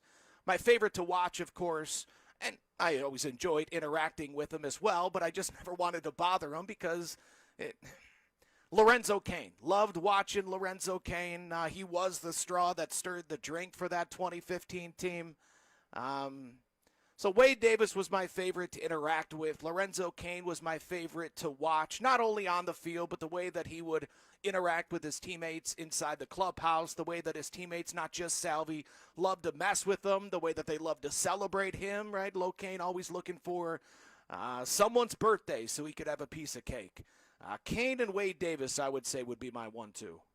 Right now, we're talking to our pretty chalk. No, and that's perfectly fine. I mean, what I think the beauty of the 14 and 15 team is right now, everybody has the same favorite Royal. It's Bobby Witt Jr., right? When you go out there, everybody is wearing Witt's jersey. What was cool about 14 and 15 is Everybody had their own favorite Royal. Maybe you liked Kane. Maybe you liked Alcides Escobar. Maybe it was Gordon. Maybe it was Hosmer. Like, part of the beauty of the 15 team was it wasn't really about the greatness of one individual. It was about the greatness of them as an entire team. Some people's favorite player from the 2015 teams is their 7th inning relief guy. You can't think of too many great teams that people feel that way about. Right. You didn't mention Hosmer. You didn't mention Greg Holland. There were. You didn't mention Ned Yost. People now, looking back, are trying to convince me that they always loved. Oh, you already know how people are. People know back then that they wanted the Chiefs to draft Deshaun Watson and not Patrick Mahomes, and now people are making it seem like they've always loved and appreciated Ned Yost. I was here, right. Vern. I remember that's not what happened. You might be able to get that by Dusty. But you ain't getting that by C-Dot, and you ain't getting that by me. We've been here way too long. Vern, I kind of feel like with the Royals, they are the most simple team to figure out. Like, you don't even have to watch the Royals at this point. All you need to do is text your friend, how many runs did the Royals score today? And that's going to answer your question. I don't have to know how the pitching performed. I don't have to know about the bullpen. I don't need to know anything. Ask your friend how many runs did they score. And if he tells you 2, the odds suggest that they probably lost the game. If he tells you 4, you can assume that the Royals won. It really feels like it's boiled down to something very simple with the Royals, and are they going to get enough offense that day? Well, yeah, and that's a reflection of the best rotation in Major League Baseball. So really the question is, can that continue? Can this rotation continue to carry an offense that, even though they've performed better in the month of May, it's still an offense that ranks bottom 5 in baseball in runs per game, in OPS, in expected weighted on base percentage. It's a bottom 5 offense in the totality of the 2025 season. If that continues, I do not believe that even the best rotation can carry a bottom 5 offense to a division title. It might be able to carry them to a 6th seed in the American League. It might be able to backdoor them into the postseason, but it's going to be nip and tuck like it was last year. You're going to make it in by a game, maybe by 2 games. The offense remains the aspect of the team that is holding them back from being their best. The one thing that I'm tired of hearing is, it's killing us, Vernier. The offense is crushing us. It's killing us. Well, you're 5 games above 500. You're on pace to win 90 games. Nothing's killing you right now. Now, sure, the offense is holding you back from being your best, but you're still one of the best in the junior circuit, and there's no reason to believe that this organization, which each of the past 2 seasons has addressed its biggest need, whether that's pitching depth in 2023 when they bring in Cole Reagans, or it's bullpen like it was last year and they bring in Lucas Urseg and Hunter Harvey. This year, the biggest hole right now is offense, and I have no reason to believe that they won't bring in the offensive version of Cole Reagans or Lucas Urseg. I understand that's a big ask, but that's what it takes to win consistently in a market like this, and that's the task on the desk of J.J. Piccolo right now. No, Vern, you're 100% right. Anybody saying that the Royals is killing them, they're wrong. This, to me, is the difference in the Royals being good and great. The Royals can be good with the offense that they have right now. They were good last year. You can make the postseason. You can win 85 games. You can be a wild card team. You can make baseball fun. The Royals can't be great, I think, with their offense. They can't be consistent with their offense. So if this team is going to try to take that next step from going from a team that is very good to a team that could potentially be great, at some point they're going to have to do something to get a more consistent production from their offense. And you're seeing them make slight changes now, which, again, right now, the only thing that matters is winning. Are you winning? And the answer right now is yes. Plenty of time to make changes to the roster, bring in that bat, call up another bat, whatever it might be. But you see today, Dairon Blanco is back on the bench. So they now have that late-game pinch runner, something that we've known for years, dating back to 2015 and 1985. That base-running edge needs to be just that for Kansas City. And now with Blanco able to pinch run for Salvi, for Vinny, for Freddie, for somebody late, that's going to help. It. You know, you look at the Royals, they've lost 3 of the last 4. The 3 losses are by a combined 4 runs. So having that pinch runner tonight is big, and you're also seeing Michael Massey make his first ever professional start in left field as Jonathan India's at second base. And to me, that's a direct reflection of India's hitting and Massey is not. We continue to sacrifice defense for the possible offensive improvement because Michael Massey, while I believe he's a better left fielder than Jonathan India is, I also believe that Massey's the best defensive second baseman on this team. But India's hitting, so you want him moving around less. You want to get that bat going even hotter than it is right now. Massey, you need to earn an everyday spot in the field. Right? You're the best defensive second baseman, but you're just not hitting enough for us to cement you into a spot. So you're going to see Jonathan India at second, Michael at third, and Massey in left more times than not moving forward. Matt Quatrero telling me earlier that he's looking for consistency from his defense, and he likes this configuration with Massey in left. That is our Royals insider, Josh Vernier, joining us on the show today. You're going to hear from him in a couple of hours as the Royals get ready to play host to the St. Louis Cardinals for a very fun and exciting series this weekend at Kauffman Stadium. Vern, I'll try to run into you tomorrow when I'm out at the stadium. Really good catching up with you, my friend. All right, I'll have you on the pregame tonight. Need another winner from you, man. You know what? I might give you a winner for today. I might also give you a little parlay. I might be feeling a little frisky today. I might give you a little two-leg parlay today. That is our guy, Josh Vernier, joining us on the show. Coming up on the other side, a crazy story in Major League Baseball that not nearly enough people are talking about. We'll talk about it. Keep it right here. It's The Drive. The Drive with Carrington Harrison. This man was a bona fide scrub. On 96.5 The Fan. Brought to you by DM Injury Law. Have you or a loved one been in a car wreck? Contact DM Injury Law today and get the money you deserve. Car wreck? Remember, Mike's got this. So we had Mark Canna on the show last week, and we were talking about barbecue restaurants in town that he's been to, and Gates Barbecue was one of those places. He considers himself to be a foodie. Wouldn't you take the advice of somebody who considers themselves to be a foodie? Well, with 5 locations around town, you were never too far away from that classic Gates barbecue taste. And right now, all locations are serving the Gates Burnt E Mac. It's delicious mac and cheese topped with some Gates Burnt In. It's a meal all by itself. Or maybe you want to get that as a side and you want to put that with a beef on bun to go, please. Maybe you want to put that with a mixed plate. You certainly can do that as well, and make sure you get some of those wonderful Gates fries. You also got to get a strawberry pop to wash all of that down. Well, grilling season is right around the corner. That means you got to restock on your sauces. You got to restock on your seasonings. You can do that in store, any one of the locations. You can do that on the website, gatesbbq.com, or the next time you go to the grocery store. So the next time you're thinking barbecue, and I know you are with the weather as nice as it is right now outside, be sure you're thinking about Gates Barbecue.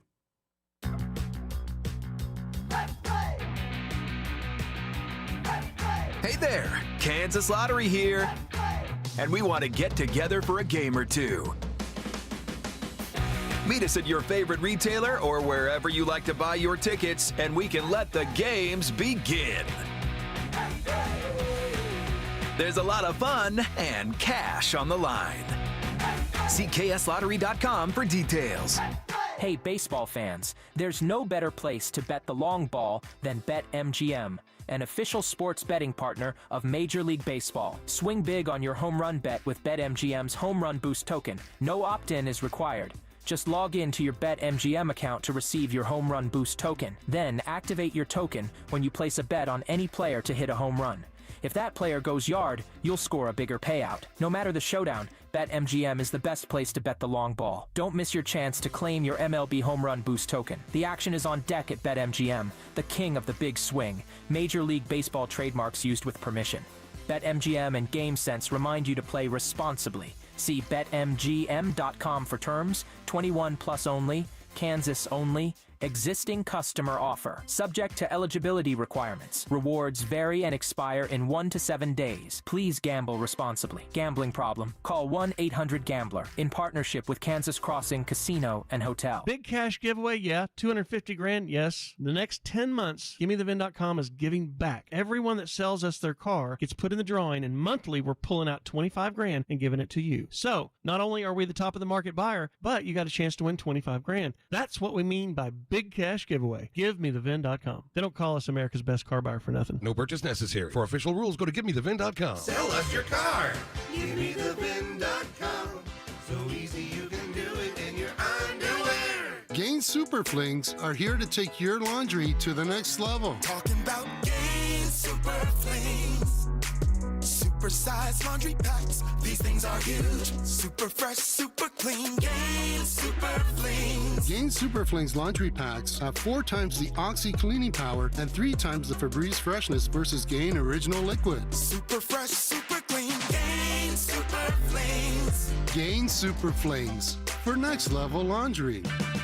Check engine or ABS light on? Take the guesswork out of your warning lights with O'Reilly Veriscan. It's free. Ask for O'Reilly Veriscan. O'Reilly Auto Parts. This is the story of the one.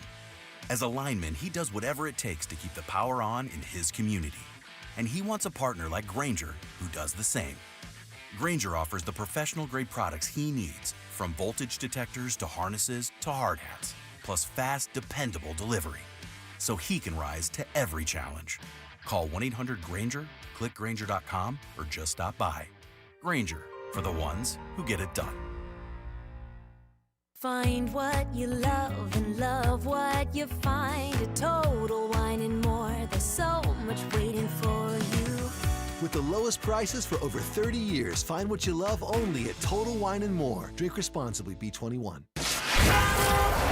Here's traffic, brought to you by DM Injury Law. Have you or a loved one been in a car wreck? Contact DM Injury Law today and get the money you deserve. Car wreck? Remember, Mike's got this. This track is brought to you by the Kansas City Winelson Plumbing Trade Show this Friday, May 16th, 10 to 2 at the Boulevard Drive-In. Got a multi-car crash southbound 35 at Shoto Trafficway. That is closing the right lane. Got a stalled out car, stopping traffic 169 highway northbound just past Richards Road. And a 2-car crash on the Kansas side, K10 westbound, just past Renner Road. Looking at slowdowns into downtown northbound 35 and out of downtown eastbound 70. Are you in the plumbing trade or a hands-on DIYer? Don't miss the Kansas City Winelson Plumbing Trade Show this Friday, May 16th, 10 to 2 at the Boulevard Drive-In. 25 vendors from top brands like Gree HVAC Equipment on site showcasing their products and giving expert advice.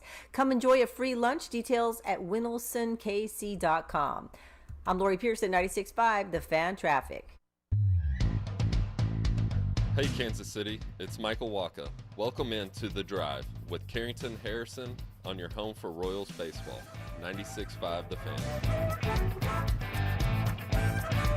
I want to read a quick story to you guys. Do you guys remember former Brave Rafael Furcal? Do you remember him? He played for the Braves for a handful of years. He played for the Dodgers, played for the Cardinals. Rafael Furcal. Maybe that's a name that rings a bell as a longtime baseball fan. Did you know that Rafael Furcal is in a little bit of legal trouble? Let me tell you what his legal trouble is. The former All-Star turned himself in on Wednesday and was released on bail a short time later. You might be wondering to yourself, why are we even talking about this? He got in some off-the-field issues, but he was quickly released from jail. This is why. He was charged with aggravated battery with a deadly weapon and throwing a missile into a public or private dwelling or vehicle. Hey, man, I don't feel like you should be quickly released on bail after that.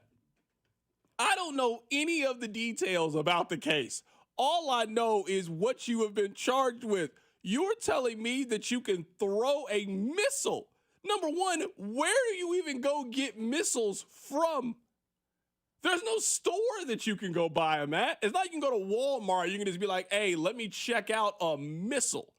Where do you even acquire this kind of weaponry? And how can you throw it into a public or private dwelling and then you are released from jail? No, you need to be on timeout for a while.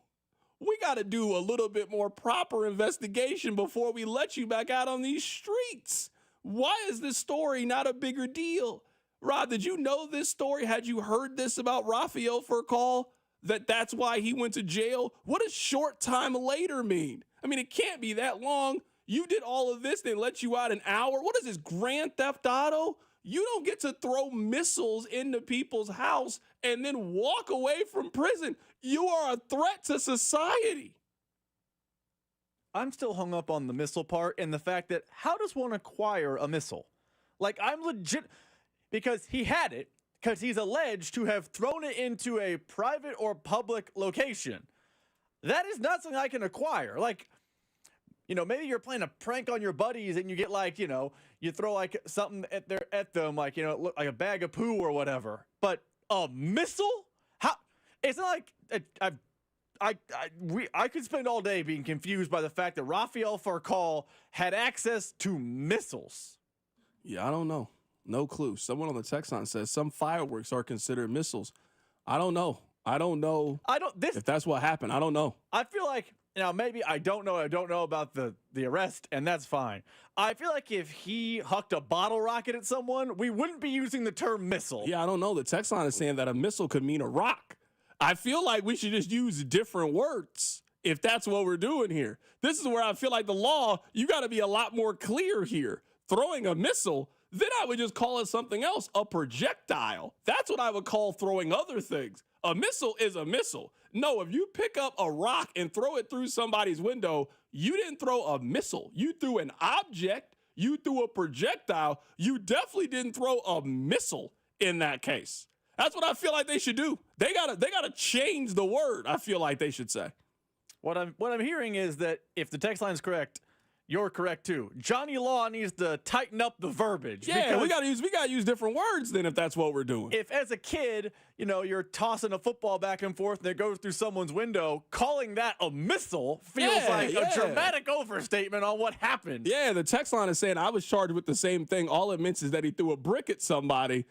Again, we just got to start using different words then, because when I see missile, maybe I'm just thinking differently. I didn't know this. So you're telling me in Friday that Craig threw a missile at Debo? That's what you're telling me? Because I've seen Friday a million times. I would have never thought about it through that thing. Maybe Craig should have been in jail then if that was the context. That's it. The text line, you guys know a lot about this. My friend threw a beer and got charged for launching a missile. Wow, really? I didn't know this. I learned something today. Maybe I should have done more Googles on this. I just saw a missile and I thought it was something very, very serious. I feel like words matter and we should use different words for the different verbiage. I thought Rafael Farcal was out here playing Call of Duty. I didn't know he was just out here throwing anything. You could pick up anything. I could throw a pin at somebody and they said I threw a missile at you. I don't know. I didn't know this. Had absolutely no clue. I learned something today. Thank you, text line. Look at this. Sometimes you guys teach me things. I'm happy that we talked about this with Rafael Farcal. I didn't know that you guys knew so much about projectiles and been throwing stuff. I've never done this before. I've done a lot of things. I've never done anything where the cops suspected me of throwing a missile at anybody. So I learned something today. Can we take a minute should we be worried that the text line is so familiar with this law that, I don't know. Hey, I was hucking bricks. That's a missile. I was hucking rocks and beer. This That's is what a I've missile. learned. The text line has experienced there's nothing that we could talk about that the text line doesn't have great expert knowledge about. Like you and I could be talking about like Sports Illustrated swimsuit models. The edition came out like, I never met one before. Everybody on the text line went to high school with some. Oh yeah, this girl that was in my, okay, all right, never mind. No, you're right, I didn't know. So I was asking. The text line, they know a lot of these things. To be very clear, missile in this case means a stone or other hard substance which would produce death or great bodily harm. Okay, that actually makes a little bit of sense there. You pick up like a rock and then you throw it really hard. Again, I would just use a different term, but if they're using missile in that, okay, all right, makes sense. I got it. Someone on the text line says, I don't really care the definition of missile. I'm just happy that this wasn't somebody on the Chiefs. That's good. No, that is actually the best. That's the right way to feel about this topic. I certainly hope that we don't get an off season of Royals and Chiefs off season issues. I mean, if you're telling me the biggest off season issues is they found human remains near one of Taylor Swift's house, I would consider that a win for the Chiefs this off season. I would consider that a positive offseason.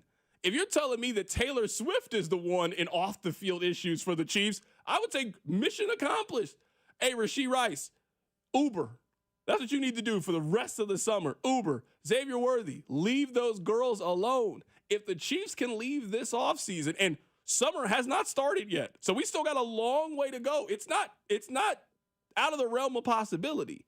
If you were telling me that Taylor Swift is going to have the biggest off-the-field headline, I would say that the Chiefs had a pretty phenomenal offseason. That's what I would love. I would love just a quiet offseason. The only news I want for the Chiefs is for us to randomly be discussing that we have the answer of what Rashee Rice's suspension is going to be. I want there to be a tweet that just pops up in late July that gives us the answer finally on what's going to happen with Rashee Rice. Is it 2? Is it 3? Is it 4? Could it possibly be more? That's the only news I want coming from this organization. Coming up at the top of the hour, let's get back to the Royals. They are playing host to the Cardinals this weekend. Keep it right here. It's The Drive. Hey, it's Lucas Ursig from the Kansas City Royals. You're listening to The Drive with CDOT on 96.5 The Fan. Brought to you by DM Injury Law. Have you or a loved one been in a car wreck? Contact DM Injury Law today and get the money you deserve. Car wreck? Remember, Mike's got this. Here's traffic, brought to you by DM Injury Law. Have you or a loved one been in a car wreck? Contact DM Injury Law today and get the money you deserve. Car wreck? Remember, Mike's got this. This traffic is brought to you by the Kansas City Winelson Plumbing Trade Show this Friday, May 16th, 10 to 2 at the Boulevard Drive-In. Got a multi-car crash southbound 35 at Shoto Trafficway. That is closing the right lane. Got a stalled out car, stopping traffic 169 highway northbound just past Richards Road.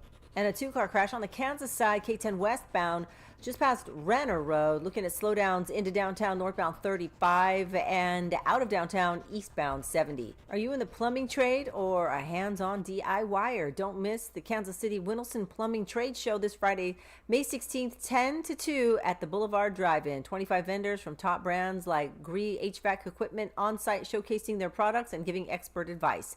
Come enjoy a free lunch. Details at winelsonkc.com. I'm Lori Pierce at 96.5, The Fan Traffic. It's time to find out who was in the zone. Presented by AutoZone. Golden State stunned the professional basketball landscape with their 7-game playoff series win against the young Houston team. Behind an impressive combined 100-point performance from their starters, they moved on to the second round and will now face off against a Minnesota team that handled business in 5 games. Will Golden State be able to take advantage of their hot streak, or will Minnesota prove to be too much to overcome? In the Zone is brought to you by AutoZone. Get in the zone. AutoZone. Why'd I go to the doctor? One day at the firehouse, I was so lightheaded I could barely stand. Even my crew noticed. Getting checked out was the right call. Turns out I have atrial fibrillation, which increases the risk of stroke about 5 times. Symptoms like irregular heartbeat, heart racing, chest pain, shortness of breath, fatigue, or lightheadedness can come and go. But if it's AFib, the risk of stroke remains. If you have symptoms, contact a doctor. I'm so glad I did. Visit NoTimeToWait.com. Sponsored by Bristol-Myers Squibb and Pfizer. Brought to you by MVP. Only $39 for an AC tune-up. Book now at themvpkc.com. MVP Air Conditioning, Heating, Plumbing, and Electric is your home's MVP this spring and summer. Get a summer AC tune-up for just $39 and avoid costly repairs. 913-214-1212 or visit themvpkc.com. MVP. One call does it all. Real stories with Hellsberg. After we met and we started dating, Nancy and I lived 150 miles apart, and I would drive my old jalopy car, and it was roughly a 3-hour distance. It took 3 years I drove across that state back and forth dating her every weekend. Persistence. And I would have never stopped. I had a lot of energy back then, 36 years ago. At Hellsberg, find the engagement ring worthy of your story. Designed with the love, care, and craft it deserves. Visit a Hellsberg store or hellsberg.com. What's up, baseball fans? It's time to swing big on your bets this season. Step up to the plate with an odds boost token from BetMGM, an official sports betting partner of Major League Baseball. No opt-in is required. Just log into your BetMGM account to receive your odds boost token. Then, place a bet on any MLB game and activate your token. If your boosted bet hits, you'll score a bigger payout. No matter the showdown, BetMGM is your betting home for baseball. Major League Baseball trademarks used with permission. BetMGM and GameSense remind you to play responsibly. See BetMGM.com for terms. Must be 21 years of age or older. This U.S. promotional offer not available in Mississippi, New York, Nevada, Ontario, or Puerto Rico. Gambling problem? Call 1-800-GAMBLER. Available in the U.S. For New York, call 877-8-HOPE-NY or text HOPE-NY 467-369. For Arizona, call 1-800-NEXT-STEP. For Massachusetts, 1-800-327-5050. For Iowa, 1-800-BETS-OFF. For Puerto Rico, 1-800-981-0023. Subject to eligibility Eligibility requirements, rewards vary and expire in 1 to 7 days in partnership with Kansas Crossing Casino and Hotel. Hi, this is Toby Tobin along with Jason Goodenkoff from Lewisburg Ford in Lewisburg, Kansas. Hi, Jason. Hello, Toby. Holy cow, you've done it again. We've done it again, Toby. We won the President's Award again this year. This is the 22nd time we've been awarded this awesome honor from Ford Motor Company. But what is the President's Award? The President's Award is the top award Ford Motor Company gives its dealers for excellence in customer satisfaction in both sales and service and their sales penetration numbers. So we are super honored to have received this award for the 22nd time. It covers the whole works at Lewisburg Ford. Absolutely, and it's a testament to the awesome people we have working at Lewisburg Ford and helping our customers, and it really shows with this award because it's only a few dealers that get it, and we've done it 22 times. I guarantee you this is the best place to buy a Ford car or truck in the Midwest. Absolutely. You couple that President's Award lineage with our no-hassle Toby Tobin pricing, it does not get any better than that. What is your toll-free number? 816-444-2300. Or LewisburgFord.com. This is Jeff for Heartland Men's Health, where our testosterone therapy can help you sleep better, improve your sex drive, give you better gains in the gym, and more. Please take a moment and listen to how we help this patient. Hi, my name is Matt. I've been a patient of Heartland Men's Health for over a year now, utilizing their low T treatment. I woke up one day and realized that I was twice the guy I used to be, and my energy was half of what it was. I made the decision to come into Heartland Men's Health just wanting to feel better and trying to find a solution to why I was tired all the time. And the results that I've gotten brought me back to being myself. It brought me back to being the best spouse I can be, to being the best father I can be. Any of my friends that ask me, they see me, they're like, you're a different person, or they're like, what are you doing? Guys, if anything I've said today resonates with you or makes you think that this might be a good place for you to come get checked out, meet with a specialist here and get your life back on track and feeling better. Thank you. It's true. Call 844-447-6600 or go to heartlandmenshealth.com. This report is brought to you by Surfside Iced Tea and Vodka and Surfside Lemonade and Vodka. Surfside Iced Tea and Vodka and Surfside Lemonade and Vodka. Proud partner of the Kansas City Royals. Each can of Surfside is only 100 calories and the best part, 0 bubbles. Grab it at the K or ask for it at your favorite bars and liquor stores. Hey there, Royals fans. We've got more ways to watch your boys in blue this season than ever before with FanDuel Sports Network. Subscribe directly to FanDuel Sports Network to stream all the action, or, new this season, Royals Baseball is now available on Amazon Prime Video as an add-on subscription. You can also access FanDuel Sports Network through TV providers like DirecTV, Spectrum, Xfinity, Fubo, and more. Visit Royals.com/TV to learn more. Go check out 96.5 The Fan's Instagram page for videos, giveaways, and behind-the-scenes content. Your home for Kansas City sports. 96.5 The Fan, KFNC FM and AM, HD1 and HD2, Kansas City, an Odyssey sports station. The Drive. First to breaking news in Kansas City. The Brock Purdy contract has been officially agreed upon. The San Francisco 49ers and Brock Purdy have agreed to a contract, 5 years, $265 million. Brock Purdy will get $181 million in total guarantees. He also is going to get $165 million in the first 3 years of his contract for a deal that will run through 2030. So we knew that this deal was coming. We knew that this was something that was being worked on by the San Francisco 49ers. We now have the answer. San Francisco and Brock Purdy have agreed to a 5-year, $265 million deal. He gets $181 million in guarantees and $165 in the first 3 years of his contract. So I looked it up to compare it to the market.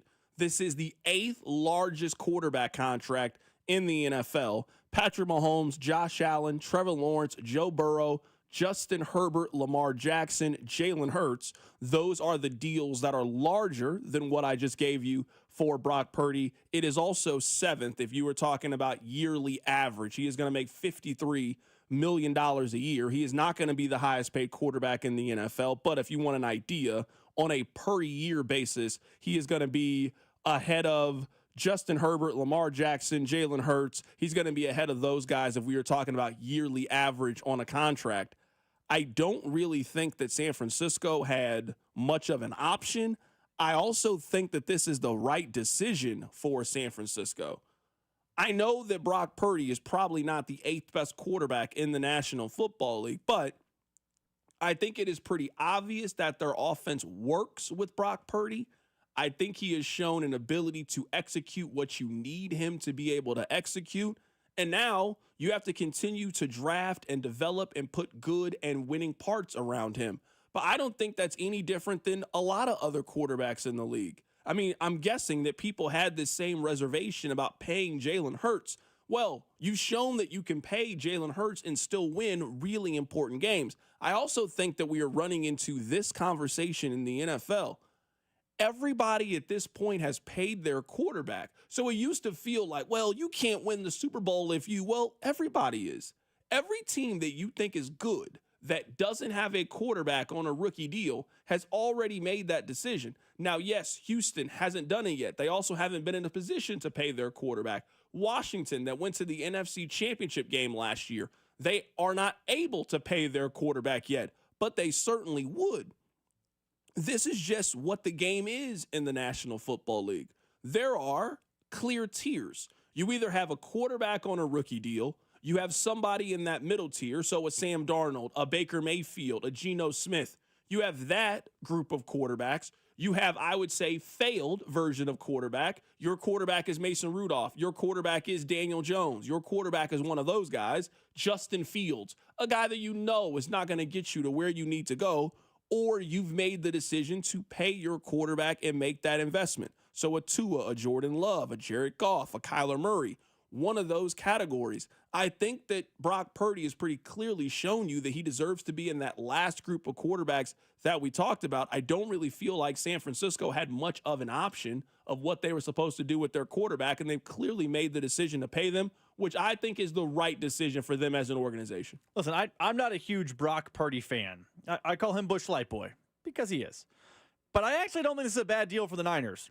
First off, he falls in right about right on a per-year basis where he should be with quarterbacks. He's not as good as Joe Burrow or Josh Allen. He should not be making that money, and he's not making that money. He's probably very Tua, very Trevor Lawrence. I think he's probably better than both those quarterbacks-ish. That's the company he's keeping on a per-year basis, so I think that's smart. And also, and maybe I'm reading this wrong, it sounds like he's getting 181 in guarantees, and 165 of those 181 are coming in the first 3 years. So this deal is super front-loaded. So if Brock Purdy in the next 3 years goes from, Cinderella and turns back into a pumpkin, there's an eject in 2028, and you can survive in advance and move on. Brock Purdy's never going to be bad enough to be a team that you're like picking top 5, but if he's not the guy to get you over the hump, it sounds like there is a point where you can get out with relative penalty free because they got this thing front loaded. So I actually think this is smart maneuvering. Brock Purdy's going to get his money. He gets his money fast, and the Niners have an ability to get out from this contract if he's not the guy they're paying him to be, unlike a Trevor Lawrence and Tua, whose deals are a little bit more problematic to eject from. I also think in a lot of ways, I think the NFL has kind of shown you what they're willing to pay for and what they're not. Like in one vein, I don't think we can talk about how much money the league is making and then be mad when the league has to spend that money. I mean, the players get to share in the revenues of the game. The owners are not the only ones getting paid here. The players are too. And there are half of the positions in the NFL in which the league has just simply told you we don't value it enough to pay. Running back is very important. The running back contracts are not getting bigger. The league has told you, we'll pay for quarterbacks, we'll pay for wide receivers, we'll pay for high-quality offensive linemen, we'll pay for guys who can get after the other team's quarterback, and we'll pay for corners, and we'll figure the rest of it out. So if you're telling me the quarterback is the most important position on the field, and I imagine everyone feels that way, well, then the quarterbacks that you know and the quarterbacks that have a proven track record and resume, those are the ones that are going to get paid. And I would say at this point, to go back to our earlier point, we have enough examples now of how you can still maneuver and gain talent with a team that you have paid your quarterback. Sure, it's not easy, but that's also, it's not like the Niners are the only team that's in this. Half of the teams in the league now have to figure it out. We paid Tua. We paid Jared Goff. We paid Herbert. We paid Jalen Hurts. We paid all of these quarterbacks. How do we still win at a high level while we take care of and secure the quarterback position? I think that Purdy is near the top of tier 2. I think it is pretty defined now in the NFL. I think tier 1 is very simple, and we've talked about it. There's 4 A1 elite level quarterbacks in the league. I don't think there's 5. I think there's 4. I think it's Patrick Mahomes, Josh Allen, Joe Burrow, and Lamar Jackson. I think those are the elite quarterbacks in the league. And then I think there's tier 2. I think there's probably 8 quarterbacks off the top of my head that I think fit in that category. And a lot of it is just dependent on situation, how you draft, and how smart your organization is. I just trust San Francisco, and I think they've earned that benefit of the doubt that they are going to draft well, they're going to scout, they're going to develop, and they're going to put the right pieces around Purdy to give you a chance at being successful. So I think this is a really smart move for them. Again, I'm not here advocating that I think that Brock Purdy is the 8th best quarterback in the league, but we all know it's a have and have not business. And San Francisco, they have a good quarterback. Now you got to go get a good running game. You got to replenish the wide receivers. You got to continue to stockpile your defense. You got to do the rest of the work. But a team that feels like they have this part of the equation figured out, they're not moving on. They're not walking away from that quarterback, and they're going to pay him and then figure out the rest around him. And that's what San Francisco just did. 5 years, $265 million for Brock Purdy, $181 million guaranteed. If you were looking at guarantees right now, that also puts him at 7th. On the list. He is right behind Lamar Jackson, who got $185 guaranteed, a little bit ahead of Jalen Hurts, who got $179 million guaranteed. We're talking about a lot of money, but I do think that Purdy's play and how consistent they've been when he's been healthy and their team has been healthy, I think a lot of that got him this deal. Me and you see the Purdy to eye to eye. Where me and you differ back there is where you're trusting the Niners infrastructure. Because I would tell you about a month ago, the Niners did something stupid by giving George Kittle the contract they gave George Kittle. They gave George Kittle 4 years, $76 million with $40 guaranteed to make him the highest paid tight end in the NFL, and he's what? Our age? 35 years old? I get that he's, a great player, but I think his best days are probably behind him. So the Brock Purdy contract is good, and we see it the same way. It's not too much money. It's what the quarterback market is. We can disagree on if the quarterback market is too big. That's neither here nor there. But where I think the Niners messed up is on April 29th. So 2 weeks ago, they gave George Kittle a massive extension when there is no reason to do that other than just goodwill in the organization. And I guess he held out from one of the mini camps or whatever. But this is a good deal by the Niners, but it's on the heels of a bad deal. So you seem to trust their infrastructure a little more than I do because outside of Purdy, they've been doling out some bad contracts recently. Yeah, I've just also seen San Francisco take 2 different quarterbacks to the Super Bowl, which tells me they are really good at being able to draft and develop. Let me ask you this question. Would you rather have Brock Purdy at his contract, or would you rather have Sam Darnold? 3 years, $100 million, 52.5 of it guaranteed. I'd rather have Brock Purdy, but I'm higher on Purdy than you are. I would take Darnold. I feel like both players are a situation where you want to be able to eject if things go right because they aren't a Mahomes, Allen, Burrow, Hurts, Jackson. They're not in that company. So you want to have the eject button if needed. The Darnold contract is a lot easier to get out from underneath, where Purdy's relatively easy in quarterback world, but it's more difficult than the Darnold deal. Yeah, I'm also feeling this way about it is last year, Sam Darnold had a lot of the same infrastructure that Brock Purdy has. Brock Purdy in the most important game of the season would not have gone 18 for 41 with 166 yards passing and not throw a touchdown. He would not have done that in the playoff game. Like, I've seen Brock Purdy. I've seen him in playoff games. He's played pretty well.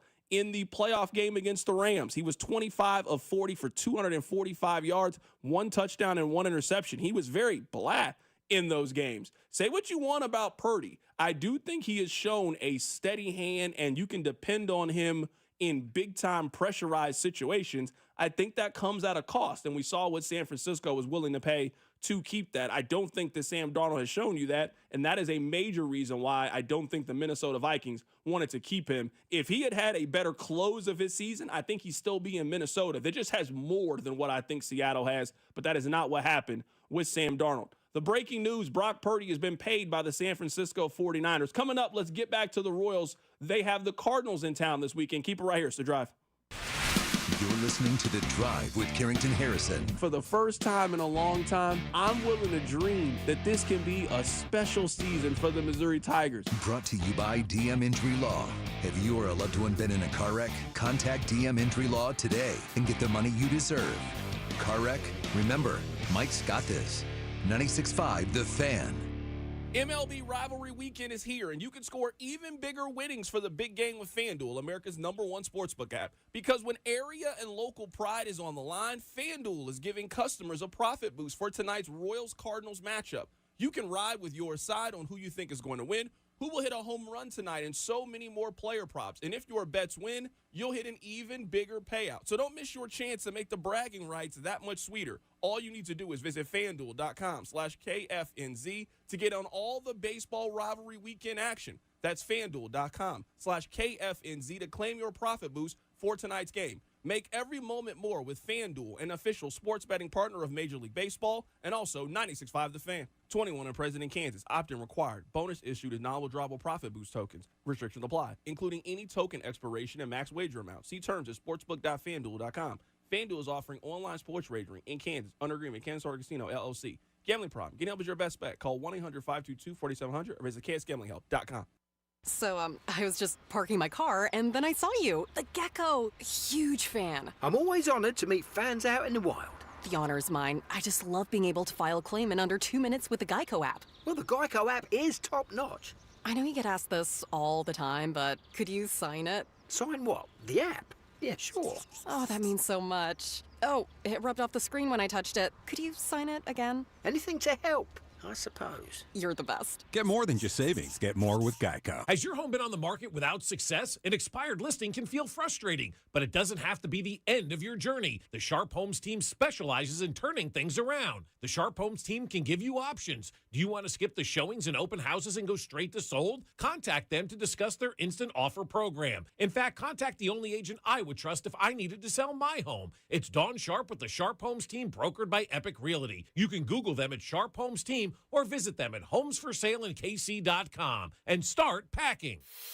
Cosentino's food stores are celebrating 77 years of serving Kansas City. Come in today for incredible anniversary savings across the store.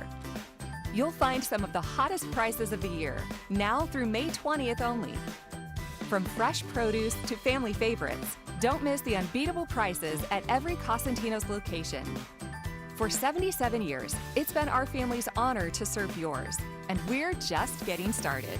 Have you or a loved one been diagnosed with cancer? You want the most knowledgeable physicians with the latest technology. That's KCPI, the Kansas City Proton Institute. KCPI has a full suite of the most advanced imaging and treatment technology necessary to localize high-intensity proton beams. That's a critical part of maximizing cure rates while minimizing recovery time and long-term side effects. Proton therapy provides patients with the most advanced form of radiation treatments for cancer. It destroys cancer cells with supreme accuracy, reducing the risk of harmful side effects. KCPI has Kansas City's first and only system that uses pencil beam technology, resulting in precision targeting and less radiation to your surrounding healthy tissue. Proton therapy is now available in the comfort of an office at KCPI, making it more efficient and affordable than a hospital. So contact KCPI for the most knowledgeable physicians with the latest technology. Don't wait. Get precision technology with the highest safety measures with KCPI. Online at kcpi.com. This is the story of the one.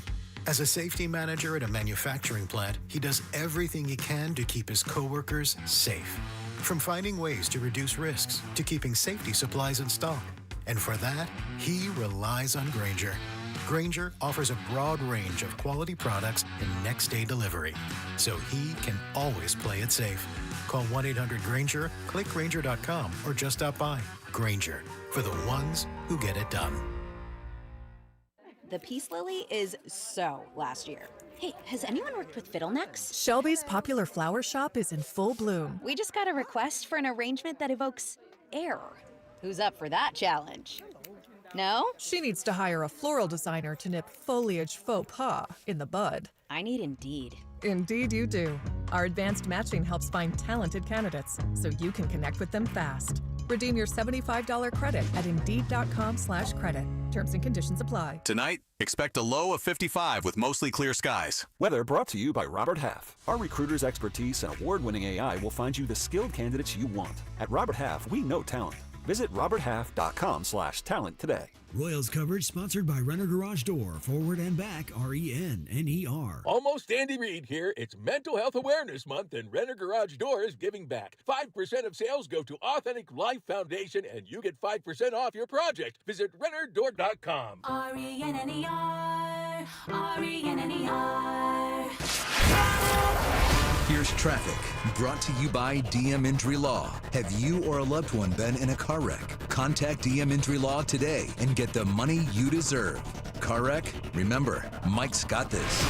This traffic is brought to you by the Kansas City Winelson Plumbing Trade Show this Friday, May 16th, 10 to 2 at the Boulevard Drive-In. Got a multi-car crash southbound 35 at Shoto Trafficway.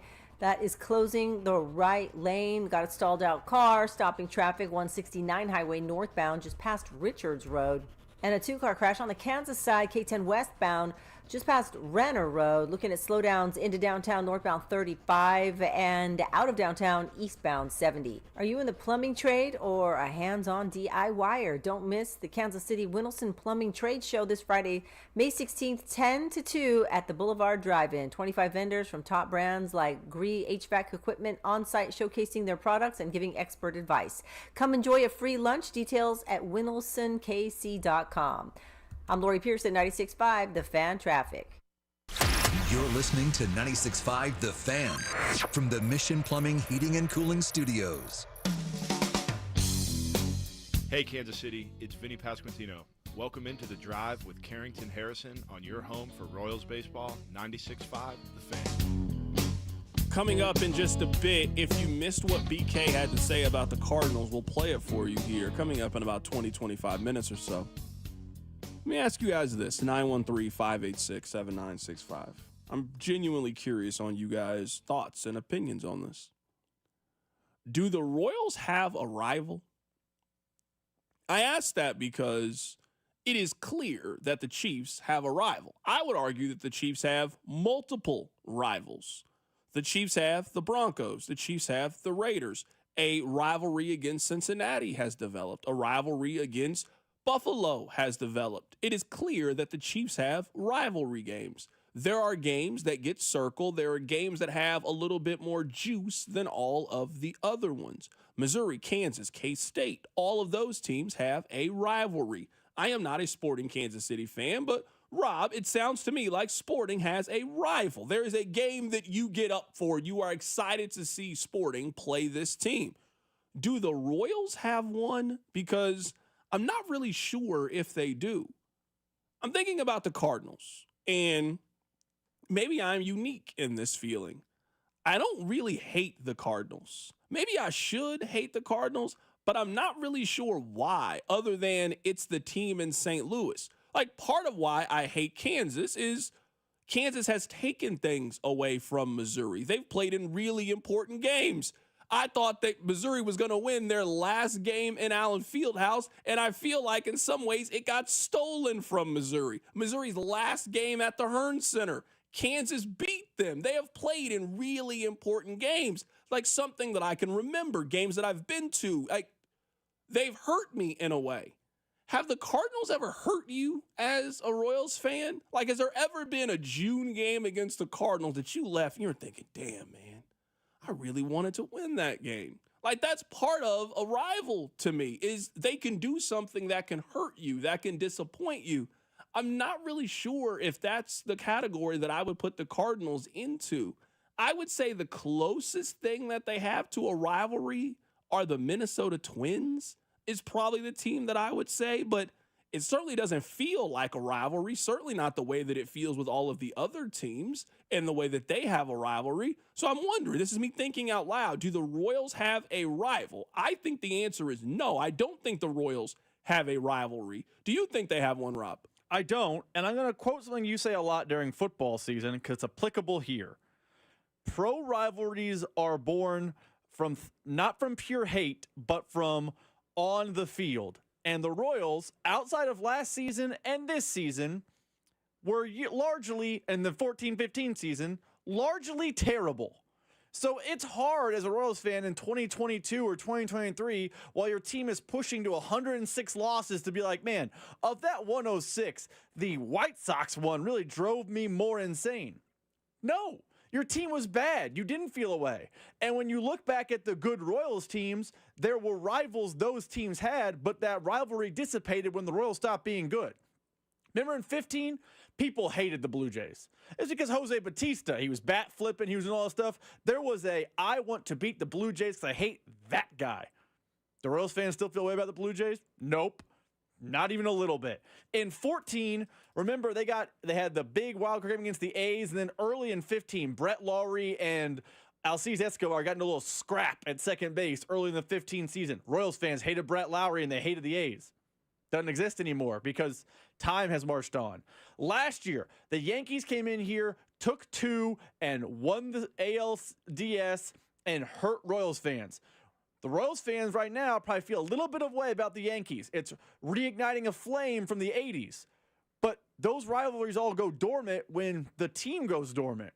That's why rivalries in college are so much better and so different. They are built on pure hatred that stems year after year after year. In the pros, it's based on success on the field, and the Royals have not had enough to have a rival. Maybe it will be the Yankees. Maybe the Royals will keep bumping up to the Yankees the way they did in the 80s, the way Denny tells us. But in our life, it's never been the Yankees because they've never been good enough to have that.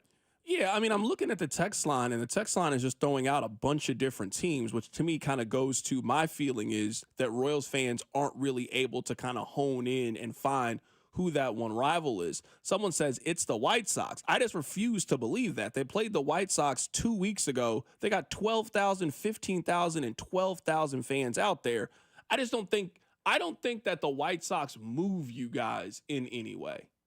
I just don't think there's any emotional connection. Like that's part of what generates a rivalry is an emotional connection. Maybe you could say the Cleveland Guardians, but I can't really think of too many important games or moments against the Guardians. Right now, if you feel that way about Cleveland, I would say it's because that's the team that you perceive to be the best team in the division. So it's the team that you are perceived to be chasing in a lot of ways. Like the Dodgers and the Giants have a rivalry. The Cubs and the Cardinals have a rivalry. The Yankees and the Red Sox have a rivalry. I just don't think the Royals have anything close to that, and that's perfectly fine. But I think it goes to the point that you just said, Rob. They just haven't been good enough to engage in a rivalry. Part of having that rivalry, especially in pro sports, if it's not going to be based in tradition, the way that it is with college, is it's based on, well, in September, there's a really important game at Kauffman Stadium where it's a 4-game set against the Guardians, and you gotta win this series. So it's a buzz. I want to go out there and I want to support this team. Like right now, who is the Royals' villain? Because to the point that you just made, the Royals had villains in 14 and 15. Who's the guy that you hate right now? Because if I asked you that question in the NFL, you guys would name 10 to 15 people that you hate. Is there any baseball player right now on another team that if they came up to bat, it'd be overwhelming, resounding boos the way that it was when Robinson Cano came up to bat, the way that it would with so many other of those players? Is there that guy right now in the league that Royals fans hate, that the reason you hate them is directed towards what happened with the Royals? Not like a Jose Altuve, George Springer. You boo them because you think they're cheaters. They didn't cheat the Royals from anything. Is there even that player that exists currently in the league? I actually think that player does exist. And that's why I mentioned the Yankees could become a rivalry. Because I think Royals fans are still mad at Jazz Chisholm. Maybe I'm projecting because I didn't like the way Jazz Chisholm talked about Kansas City. He came in, they took 2 games, but they booed him relentlessly. You were at one of the playoff games. They were letting him have it. Royals fans were all over Jazz Chisholm. When the Yankees come back in 2-3 weeks from now, if they boo him again, that will be the example of that player. That's fair. However, if the Royals don't make the playoffs this year or don't bump into the Yankees in the playoffs, I think that will eventually wither over time. But they do have that guy. But it's back to my original point. That guy only exists because there's a moment where you hated him from games that matter. But it's Jazz Chisholm is the guy you're talking about. If you're telling me that guy is Jazz Chisholm, then that's very underwhelming. I don't disagree with what you're saying. I now that I'm thinking about it more and more, that player is probably Jazz Chisholm. If you think about that player for the Chiefs, if you think about that player, like if I ask you as a Missouri fan, who is the KU player that you hate the most? Like, you're going to give some really good answers. That guy right now for Royals fans is Jazz Chisholm. He's like the 7th best player on the Yankees. Right now, Jazz Chisholm is hitting 181. That's the guy that's public enemy number 1 with Royals fans. I mean, okay. I mean, I guess. It's not like Judge or Cody Bellinger or Anthony Volpe. It's Jazz Chisholm? Okay. I guess it goes to my point of the Royals just don't have that person. That's fine. I mean, they don't have to have one. I mean, just because Missouri has one and K-State and KU and all these other teams doesn't mean that the Royals have to have one, but it would be certainly fun. This weekend, they're playing the Cardinals. This weekend, and maybe this is a good thing for the Royals. Like, it's not a negative. But this weekend is so much more about celebrating their past and their history, more so than the team that is coming into town. They could be doing this weekend against anybody, and it would be sold out. They could be doing this weekend against the Oakland A's, and they'd get 30,000 people out there if you were telling me they were celebrating the 1985 and the 2015 team, and the weather's going to be how it is right now. I don't care that they're playing the Cardinals. I mean, it's cool they're playing the Cardinals, but that is no longer the driving force to get you to go to the ballpark. The driving force is the Royals' history. It is celebrating what they've accomplished 2 separate times and winning a World Series. It's not the fact that there is a rivalry between Kansas City and St. Louis and you are going to boo the Cardinals. I don't even know on the Cardinals who you hate and who you would boo on that team. Maybe this is, I think, highlighting your point. So for people who watch the show on YouTube, A, thank you for subscribing. B, we have little graphics we put up when we have a guest on. And I try to have, a photo of a player from the, team that guy's talking about. We had all those guests yesterday. Just use the Titans example. Cam Ward was the photo. I was like, all right, who's a Cardinal I would use? It took me a minute to think of a Cardinal because there isn't that Pujols. So I think people in Kansas City didn't like Pujols because he was in St. Louis and he was he was from the area. It felt like you let him get away. I don't think Royals fans like Mark McGwire because, hey, there was, he was part of the Bash Brothers and there was a thought that he was going to break this historic record. And I think there was that.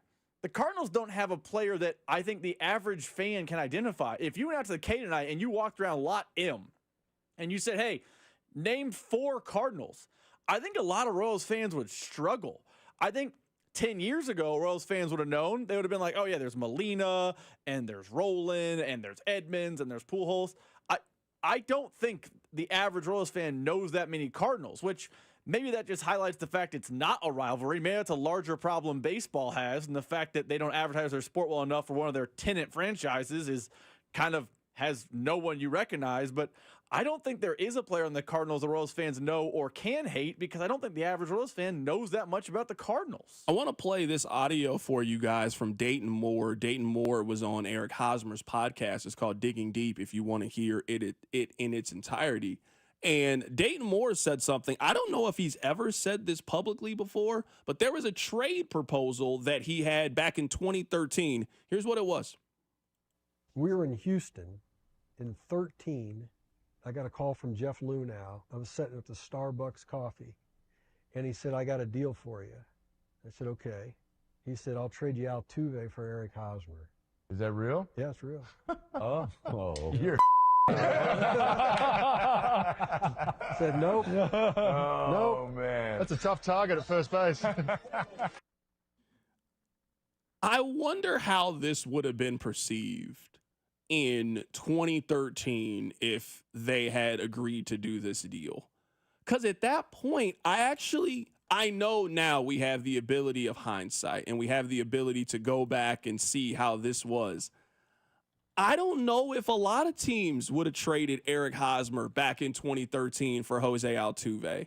Now, I mean, very quickly after the Royals said no, things turned pretty drastically for Jose Altuve. But, I mean, if you're looking at the end of the 2013 season, they are the same age. Hosmer is 23, Altuve is 23.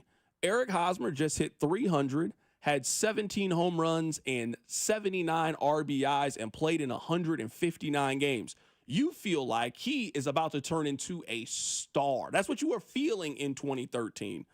Jose Altuve at that same time, he was a very good player. Don't get me wrong. He hit 283, had an on-base percentage of 316, didn't really have a lot of pop, didn't really drive in a lot of runs at that point in his career, and he was a good player. Now, I mean, almost right after this deal was denied by the Royals, Jose Altuve turned himself into a Hall of Fame caliber player. That part of what you need to do as a general manager is see the future. You have to see what a player is and what he projects to. I mean, after that stretch, Jose Altuve, so since 2013, Jose Altuve has made the All-Star team 8 times, has also won American League MVP, and has also won multiple Gold Gloves. He turned into a much better player than what Eric Hosmer turned out to be. But I'm not sure if in 2013, I'm not sure if there's a lot of teams that would have traded Eric Hosmer for Jose Altuve. It certainly is a hindsight 2020 kind of move, but I actually think the Royals made the right decision in 2013 to not do this trade. I actually don't, and here's why. Because, and I get what you're saying, and I'm probably using hindsight 2020. But look what the Royals roster was in 2013, 2014 when Hosmer was up. Hosmer was your first baseman. Billy Butler was your DH. Your second baseman was a rotation of trash. Basically, until they added Ben Zobrist, second base was a barren wasteland in Kansas City. There was Chris Getz. There was the idea of Johnny Giavotella. And then they spent relatively big money on Omar Infante, who never lived up to that contract. So if you're Dayton Moore, you could have survived in advance with Billy Butler playing first base, signing a Kendrys Morales type of DH, and now you have Jose Altuve at second base. I think it might be 6 and 1, half dozen the other, but I think that's a better roster than Trash at second, Hosmer first base, Butler DH. You have no DH, but Butler and Altuve, I think, is a stronger start. Yeah, but I do wonder how much of that opinion is just based off what we saw Jose Altuve turn himself into. You cannot tell me in 2013 that the Royals were going to trade their homegrown draft pick at 6'4", 225, that they were going to trade him for a 5'6", 160 shortstop with no pop. You cannot tell me that that move would have been very popular in Kansas City. Again, we know what Jose Altuve turned into, but we also have to factor in of when this was proposed. It was proposed in 2013. This was proposed. Jose Altuve was a good player at this point. He then developed into a great player, I mean, almost instantly after this. So again, I understand hindsight is 2020, and now looking back at it, the Royals made the wrong decision. The Royals should have made this trade then at that point. Both players' careers went in 2 different directions. Now, Hosmer stayed to be a good player during this time. Jose Altuve pretty quickly turned into a great player during this time, like turned into a really, really good player during this time. I just don't know if the Royals could have done it. I really don't know if the Royals had a reason to make that trade. I don't even know if there really was even a reason to think about it in 2013 if you get that phone call. There's a reason to think about it. Because back in 2013? There's reason to think. You're right. Trying to pull hindsight away. There's a reason to not do the deal in 2013. But I think there's a reason to take the phone call. And the reason is, man, I think we forget with hindsight's 2020. We forget because we did the Vote Omar movement, and that was so fun. And Ben Zobrist eventually became the second baseman in the World Series and all these things. But Omar Infante was a big miss for this organization. For sure. They paid big money for him to be a big miss. And in 2013, they hadn't made that swing at Omar Infante yet. They were rolling out Chris Getz. They were rolling out Johnny Giavotella. Despite fans loving him, he was basically nothing. I think they played a lot of, was it Emilio Bonifacio at second base a little bit that season. That's a cavalcade of bad. Now, Jose Altuve was not a star at that point, but he would have been an improvement at second base. I think you're right. I think the right decision was probably made based on the timeline, but I think there's a reason to at least take that phone call if you're Dayton Moore because your second basemen have been terrible. I also think, too, that this is important. I don't think that the Royals had the equity to make a trade like that. I don't think they had the equity to do it. The Chiefs right now could trade anybody other than Patrick Mahomes, and you guys would understand. They could trade anybody. They could I can't do it now because the draft is over. If they had traded Travis Kelce for a 3rd-round pick, you guys would have understood.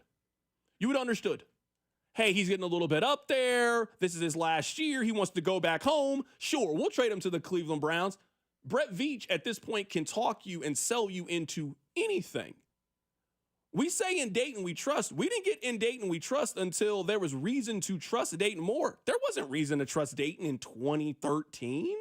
None. So, like, part of it is your equity, what you have built up. Brett Veach has built up hey, you guys might question what I'm going to do on the front end. Trust me, it's going to work on the back end. So if I trade Trent McDuffie for a first-round pick and a second-round pick, sure, some of you are going to be mad, but a large majority of you are going to say, in Veach we trust.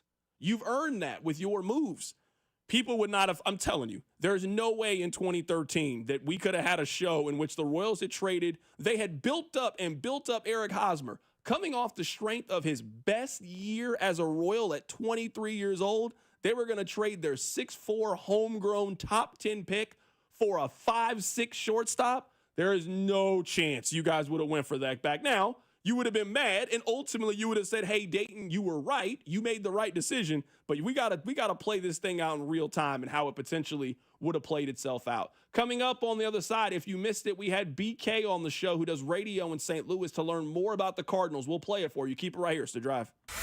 The Drive with Carrington Harrison, your home for the best food takes in KC. Regular old American nachos. You know, I don't need jalapenos with mine, just chips, cheese. Brought to you by DM Injury Law. Have you or a loved one been in a car wreck? Contact DM Injury Law today and get the money you deserve. Car wreck? Remember, Mike's got this. 96.5 The Fan.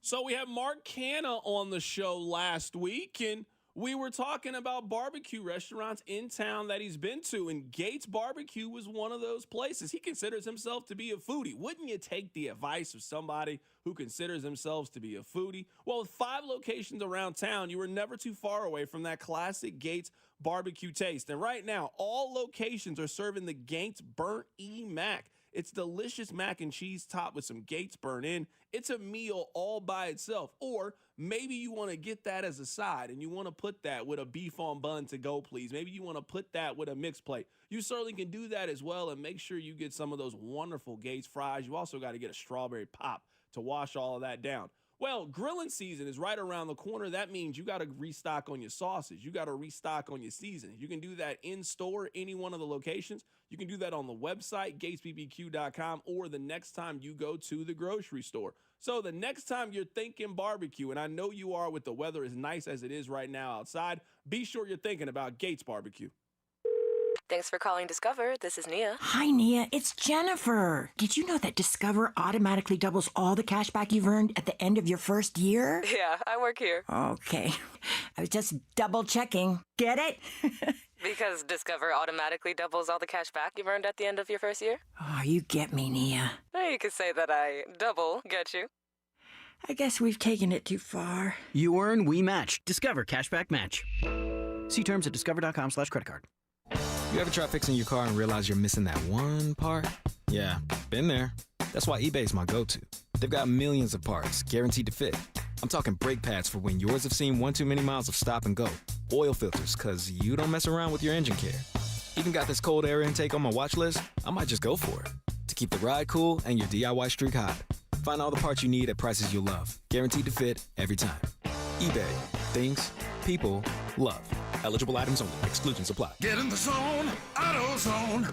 Welcome to Bundle Deal Days at AutoZone. Well, I do need a bundle of things. When you bundle, you save. Do I save if I bundle oil with an oil filter? Save up to $12 on that bundle. What about brake pads and rotors? Bundle those and the brake pads are free. Can't save more than free. You can save on hundreds of deals during Bundle Deal Days. Ends June 2nd at AutoZone. Get in the zone. AutoZone. Restrictions apply. Duralast brake pads only. Did you know your skin is the largest organ of your body? Huh? That's why you should shower with Old Spice Super Hydration Body Wash instead of plain old bar soap. Love your skin by super hydrating it with vitamin B3 and glorious notes of vanilla and shea. Did you know that my super hydrated skin is the second largest organ of my body? The first is my heart. Old Spice. Men have skin too. Old Spice Super Hydration Body Wash. 24/7 renewing moisture. With daily use. We're hiring residential garage door installers at Overhead Door Company of Kansas City. Join the team trusted here since 1927. Apply today, get a call today. No experience necessary. Paid training for motivated applicants to install garage doors. Hiring bonus up to $2,500. Mechanical, carpentry, or service industry experience is a plus. Good benefits include health, dental, vision, and pension. Earn as you learn to service the best garage door customers in KC. Apply today at overheaddoorkc.com. If the high cost of living is weighing you down, lighten your load at Hy-Vee. This Saturday and Sunday, get a 25-cent per gallon fuel discount with every $50 purchase. Stock up on groceries and stack up the fuel savings. Earn 25 cents per gallon with your $50 purchase, 50 cents per gallon with a $100 purchase, and so on. The more you spend, the more you'll save. Your next fill-up could be free. Don't miss the 2-day Fuel Saver event this Saturday and Sunday, only at Hy-Vee. Graduation season is always so busy around our house, and when we have important celebrations, we trust Hy-Vee. They're my go-to partner for all of our family celebrations, and Hy-Vee can help you with your graduation party planning. They have party trays, personalized cakes, cookies, floral arrangements, party decor, and so much more. Plus, you can leave all the prep work and messy cleanup to Hy-Vee with full-service catering for any size celebration. Choose from a wide range of menu options to suit your style and your budget, only at Hy-Vee. Stop before you dig. Click or call 811. Every dig, every time. Digging without having your underground utilities marked is like driving with your eyes closed. It's dangerous and irresponsible. Before you break ground, contact Missouri 811 online or by simply calling 811 to request a utility locate 3 working days before starting. Stop before you dig. Click or call 811. Every dig, every time. It's the law. Sponsored by Missouri 811. Hi, Drew and Jonathan Scott here, reminding you that a lot of life's firsts are better with help from American Family Insurance. Like your first home expansion or your first big lightning strike.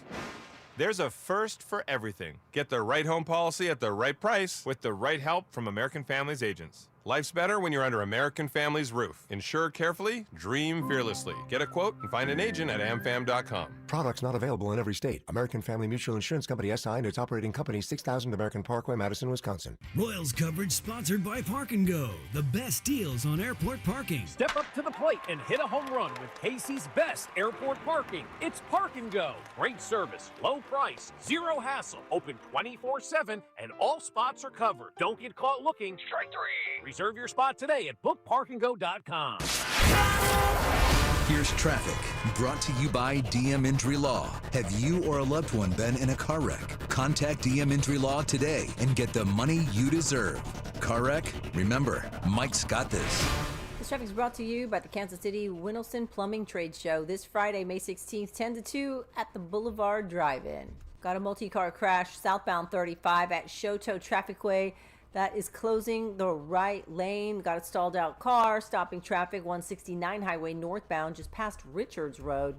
And a 2-car crash on the Kansas side, K10 westbound, just past Renner Road. Looking at slowdowns into downtown northbound 35 and out of downtown eastbound 70. Are you in the plumbing trade or a hands-on DIYer? Don't miss the Kansas City Winelson Plumbing Trade Show this Friday, May 16th, 10 to 2 at the Boulevard Drive-In. 25 vendors from top brands like Gree HVAC equipment on site showcasing their products and giving expert advice.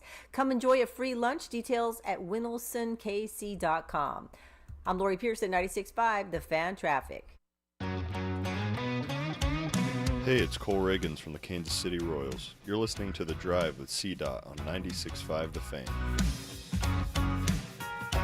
All right, welcome back into the show. My name is Carrington Harrison. Very happy to be here. Coming up at the top of the hour, we'll continue to get you ready for this weekend series against the St. Louis Cardinals. Speaking of St. Louis, earlier on the show, we had Brandon Kiley. He now does radio in St. Louis. Cardinals fans are unhappy with this Cardinals team. They're over 500. They would be in the playoffs right now if it started, and they are not going out to the ballpark. We had him explain what the frustration is with the Redbirds.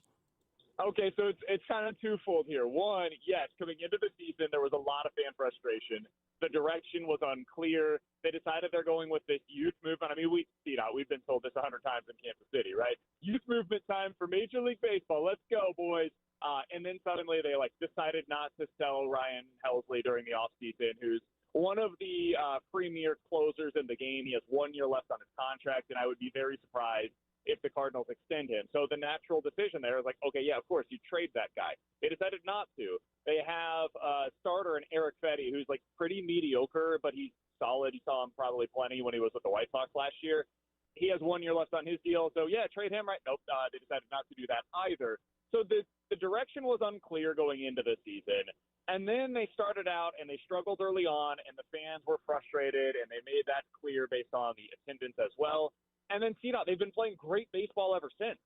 So they have not been home in about a week and a half now. They've had a really great road trip, just took 2 out of 3 on the road at Philly, playing against a very good Phillies team. I am very curious to see what it looks like next week when the Tigers come to town and if the ballpark is something closer to full. But, yeah, it's almost kind of a two-pronged approach right now. Fans, yes, very frustrated with the direction, but I think mostly pleased with the style of play that they've seen over the last month or so. I mean, I'm looking at the attendance. I mean, in 2023, the Cardinals were 4th in attendance, averaging over 40,000 people. If you now fast forward to 2025, they're 13th in attendance. Do you think that there is a chance that Cardinals fans are just simply spoiled? Because I'm looking at their team right now. I mean, they're a game back in the division. They're one of the teams that are in the mix in the National League. This doesn't seem like a city that should be, I don't want to say turning their back on the Cardinals, but appear to be very lukewarm on the Cardinals. I'm going to compare it to the Chiefs, C-Dot, because, like, once you have that special all-time great player, it's really hard to go back to being just something resembling a contender. Like, the getting to the playoffs is seen as a success this year probably for the Cardinals, right? So post-Patrick Mahomes, whenever that happens, hopefully that's 15 years down the road, if the Chiefs get back to what they were with Alex Smith, I don't know how that's going to play in Kansas City. That's a really solid outcome. That was some of the best years that we've seen as Chiefs fans in the last 20. But after Patrick Mahomes, that will feel like a failure. And that's what it feels like for Cardinals fans right now, coming off of what was really the best 15-year stretch maybe in franchise history, at least the modern era of Cardinals history, when they had Albert Pujols in his prime, Matt Holliday, some of the best players in the league. So going from that to, hey, they might be able to win 90 games this year, and that would be considered a huge success coming off of 2 really disappointing seasons for them. It's just hard to know exactly how you should judge that. And I think for a lot of fans, they've made their decisions of, this is not the team that I grew up rooting for, and I'm super disappointed by it. So, yeah, if you want to call that spoiled, I think, yes, they have been. But it's similar to what's happening in Kansas City right now with the Chiefs. BK, I'm curious, if the Cardinals were in the American League, do you think the vibe around them would be very different? The National League is just much more competitive. It's a lot deeper than the American League. That if the Cardinals were in the American League, they'd be considered one of the favorites to actually go to the World Series. Maybe. I mean, you've still got the Yankees in the AL, and the AL West is relatively competitive. It would be different for sure, because in the National League, I think you have 4 teams that are just so clearly above everybody else. Like, you look out at the NL East, and you've got the Mets and the Phillies that are really good. You look in the West, and you've got the Dodgers and the Padres that are genuinely excellent, like World Series contenders. So it's hard to crack into that top 4 or so. In the American League, it's a little more shallow at the top, but there's still a lot of really good teams. I think the problem for Cardinals fans is it's similar to the AL Central, where every team in the Central Division in the National League is just trying to be the best team in the division, and that only requires you to be so good. AL Central is similar, where it's not the same bar to clear, so why, if you're an owner, are you going to strive for something more, right? We could get into the playoffs and anything can happen, as we've seen. Right now, we're talking to BK here, learning a little bit more about the St. Louis Cardinals. The Cardinals have been hot of late. They have been one of the hottest teams in baseball. I would assume, based on that, you consider them the favorite going into this series against the Royals, who have been hot in their own right over the last 3 weeks or so. It's interesting. The Cardinals are going to throw 2 of their worst pitchers this weekend, and the Royals are, I think, actually a relatively bad matchup for each of them. Andre Palante and Miles Mikolas are true pitch-to-contact guys. They do not strike anybody out. Mikolas was really bad last year. He's been better lately, had 1 terrible start, but otherwise it's been mostly okay. You will not see him get a 3rd time through the order, but the first 2 times, I'm curious to see how he matches up against this Royals lineup. And then Palante is a young starter that they converted from a reliever. He's solid, but he has had some kind of blow-up outings lately. So those 2 games, I think there's a severe pitching advantage in favor of the Royals. This series, to me, is going to be about the Cardinals' offense. Going up against Seth Lugo, Michael Wacha, and Cole Reagan, like the Cardinals offense has been great lately. They've got a young hitter that'll play a little bit of catcher this weekend, and Ivan Herrera, who's one of the hottest hitters in baseball. That's really where this series will be won or lost. If the Royals are able to keep them off the board, they keep them to 3 runs or less, I think the Royals probably win 2 out of 3. If the Cardinals offense gets going, though, I don't know if the Royals will be able to keep up. BK, in St. Louis, does this series even register? Is this something that people are looking forward to? Is this a series that Cardinals fans have circled, or is this just like playing anybody else? The latter. I don't think it really registers here hardly at all. It's certainly like Major League Baseball is labeling this weekend rivalry weekend. It certainly isn't that. I mean, the Cardinals fans view the Cubs as their one true rival. Everybody else is secondary after that, and I don't think that it's a rivalry at all with Kansas City. I think the only thing that it really becomes is like a lot of people will take the road trip over to KC, make a weekend out of it because it's a fun town to visit for a weekend. You could go watch the game in a cool ballpark, but other than that, yeah, no, it's just any other series. It's a nice measuring stick because people here, I think, view the Royals as a legit playoff team, but there's nothing really deeper than that. I'm curious how St. Louis has adopted American League Baseball, essentially. Like these two cities, part of what is different is the Royals were in the American League and the Cardinals were in the National League. And people in the National League kind of held to, this is real baseball. And they kind of look down on American League Baseball. Not everybody plays the same brand. How do you like, I guess, having American League Baseball in St. Louis? I love it because it's what I grew up with, right? But for a lot of people here, especially the older crowd that grew up with Whitey Ball in the 80s, and you had all of the managerial decisions that go along with that, there was some real hesitance to accept it. And I think it took maybe like 3 years to get there. And then the Cardinals brought back Albert Pujols. He was primarily a DH for them. He had a crazy run in the second half where he became one of the best hitters in baseball once again, right before retiring. He hit his 700th career home run while he was here back as a Cardinal. I think that was the year that people officially adopted, like, okay, this is a good thing for the game long term. And now the Cardinals, I mentioned him earlier, they've got a young hitter by the name of Ivan Herrera who is really bad defensively behind the plate, like might be on the MJ Melendez career trajectory where it's like, okay, it's probably not going to work for you as a catcher.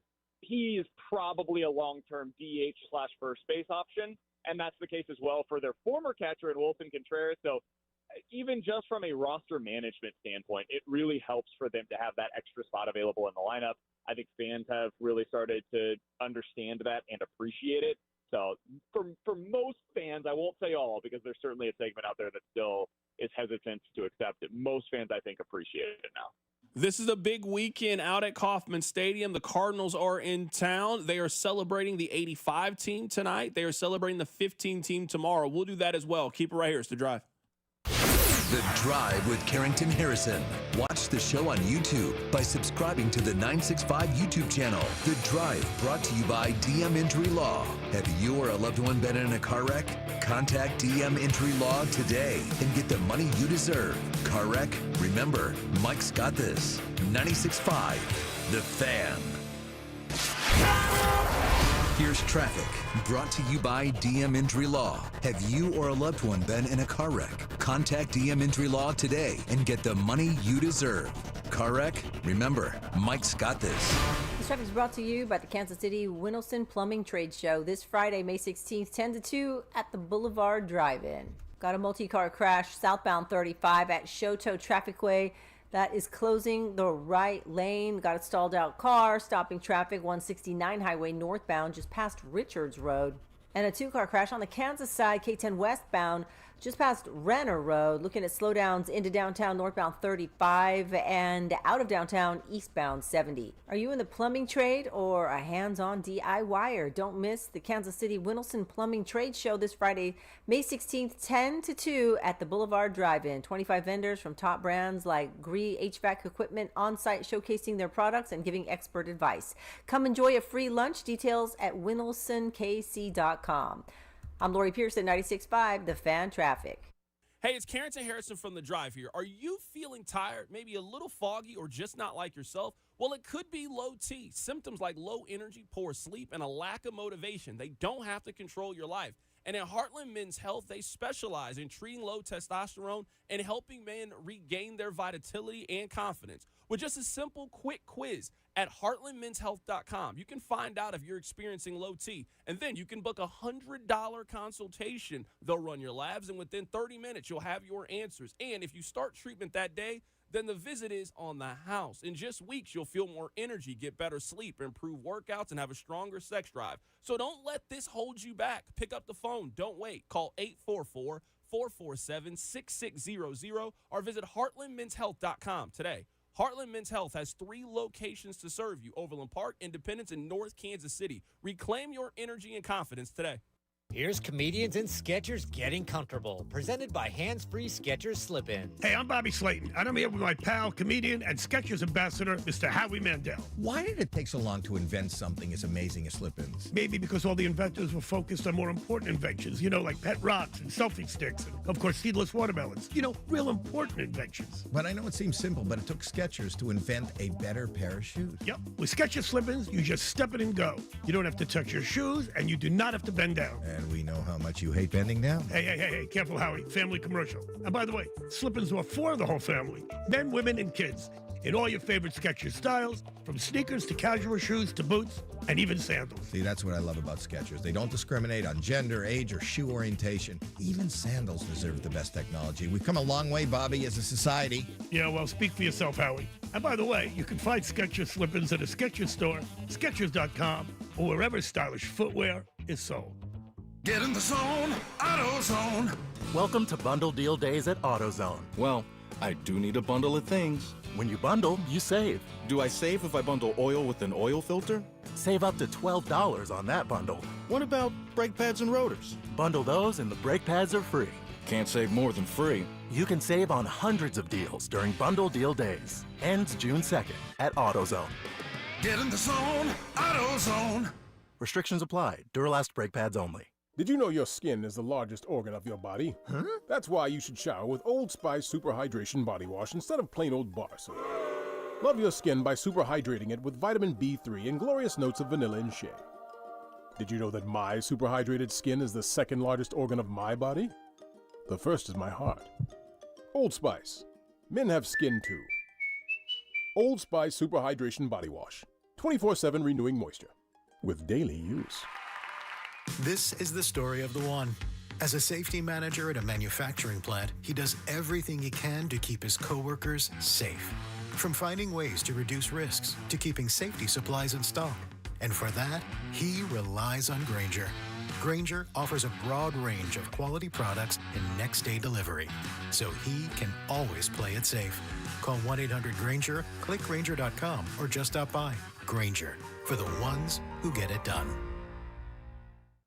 Welcome to AutoZone. What are you working on today? My car is making this noise. Sometimes it's like doot, doot, doot, and sometimes it's like grrr. Do you have a dash light on? Oh, yeah. Then we don't have to listen for clues. With the free Fix Finder service, we can read a check engine, ABS, or maintenance light to find the likely fix and even recommend a local shop if you need one. So you don't need to hear the grrr. Not with Fix Finder. Everything you need, nothing you don't. Get in the zone, AutoZone. Restrictions apply. Cosentino's food stores are celebrating 77 years of serving Kansas City. Come in today for incredible anniversary savings across the store. You'll find some of the hottest prices of the year, now through May 20th only.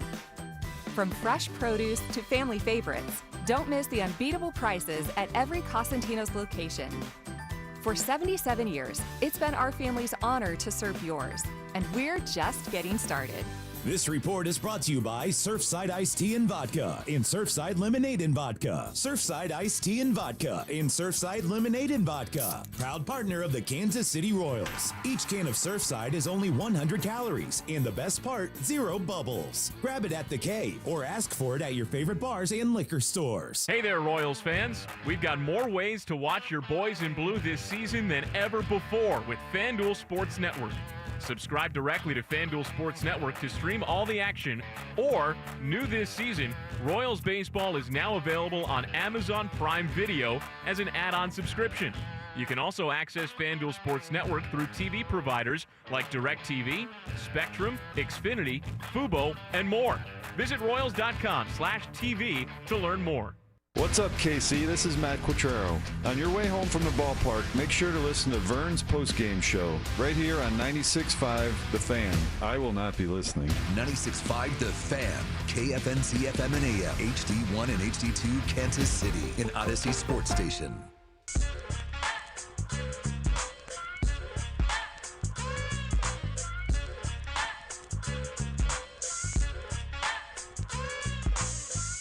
Congratulations on getting through your 9 to 5. Thank you so much for listening. It is The Drive here on 96.5 The Fan, 96.5thefan.com, and also the Odyssey app. We got a lot to get into in today's show. We are off a little bit earlier today than usual because we are handing things off to the Kansas City Royals. Today, the Royals are celebrating their championship in 1985. Tomorrow, they will be celebrating their championship in 2015. We had Eric Hosmer on the show earlier this week. Here's what he had to say his favorite memory was from when they won the World Series a decade ago.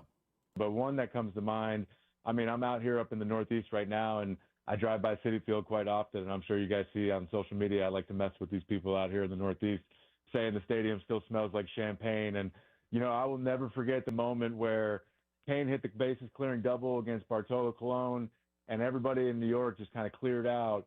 And there was the family section and then another section of Royals fans in the very top left corner. And it just seemed like we had taken over the baseball world, so to speak. And that just jumps to mind when I think of 2015. I'm getting goosebumps just talking about it. There are so many things to talk about from the team in 2015. Let's at least start with this point. I think that this weekend is a celebration of the past. I also think it's a look to the future. The Royals accomplished something very special in 1985. They took us on a magical journey in 2015. If you think about tomorrow, now with Noah Cameron getting the start, Noah Cameron is somebody who was born in St. Joe, grew up a Royals fan. This was his hometown team. He gets a chance to start at one of the more prominent regular season games on their schedule today. So I'm looking at what they accomplished in 2015, what they accomplished in 1985. It's a really special weekend out at Kauffman Stadium. If you look at the weather, if you look at the opponent, how the Royals have been playing of late, what they are celebrating. I mean, we're talking about 30,000 people being at the ballpark each of these next 2 days. Tomorrow, they are doing, I'm guessing, their most popular giveaway this season. They're doing a replica 2015 ring, and they're giving it to the first 25,000 people out there. I don't care what you think about attendance. If they're giving away a replica ring from that year's team, they're giving them all away. So at a minimum, they're doing the 25,000. I think they'll get closer to 35,000 people out there tomorrow to help celebrate this team.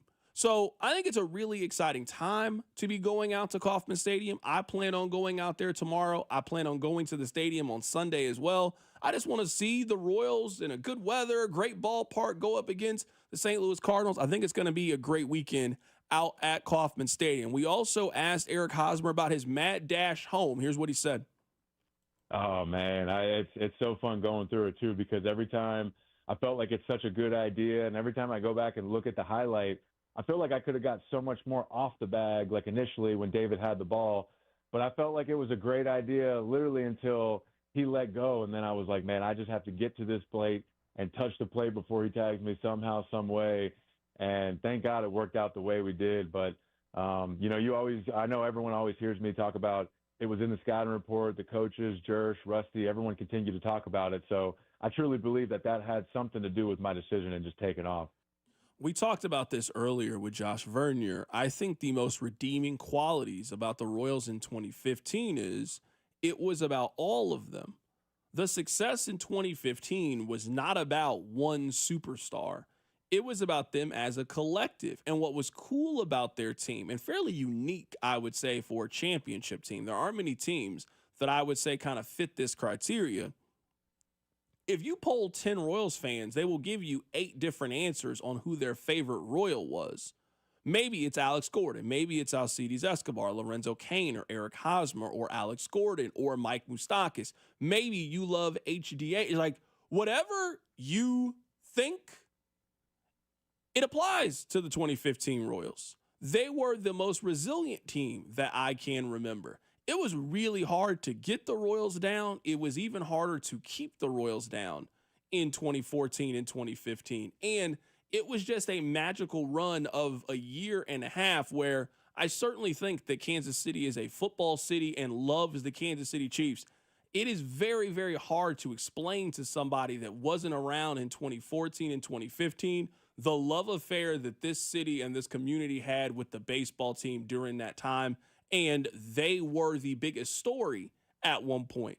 I know the Chiefs have gone off and they have been the greatest dynasty maybe in the history of the National Football League. It was just different in 14 and 15. The celebration to celebrate the Royals in 2015, in my opinion, it was just bigger than the celebration that the Chiefs have had. Now, some of it is it was first. It was your first championship parade. It was the first time that you saw one of your teams win a championship. It also was a culmination of everything that they had accomplished over that year and a half stretch. It was a lot of fun, and I expect a lot of people to come out to Kauffman Stadium this weekend and give the 2015 team their flowers. I think it's going to be a very, very special game to be out at Kauffman Stadium. We'll talk some Royals in this 5 o'clock hour. We'll talk some Chiefs in this 5 o'clock hour. But you know what? I want to take a very specific journey, and let's get the opening day lineup in 2015 as only Rob can do it. Take it away, Rob. We're where you want to be. Baseball with the Royals. Carrington, an opening day in 2015, the Royals throttled the White Sox 10-1 with Yordano Ventura on the mound. Here was your lineup as the Royals were defending AL champions. Leading off at shortstop, Alcides Escobar. This is my Kansas City Royals. The Royals aren't official if Alcides Escobar is not hitting leadoff. Batting second, the third baseman, Mike Moustakas. Moose hitting 2 in this lineup. Okay, interesting. He homered on this day, on opening day that year. Of course he did. Batting third, the center fielder, Lorenzo Cain. Batting fourth, the first baseman, Eric Hosmer. Batting fifth, the designated hitter, Kendrys Morales. Morales was a very, very important pickup. I don't think that Kendrys Morales gets nearly the amount of love that he should for his contribution to the Royals back in 2015.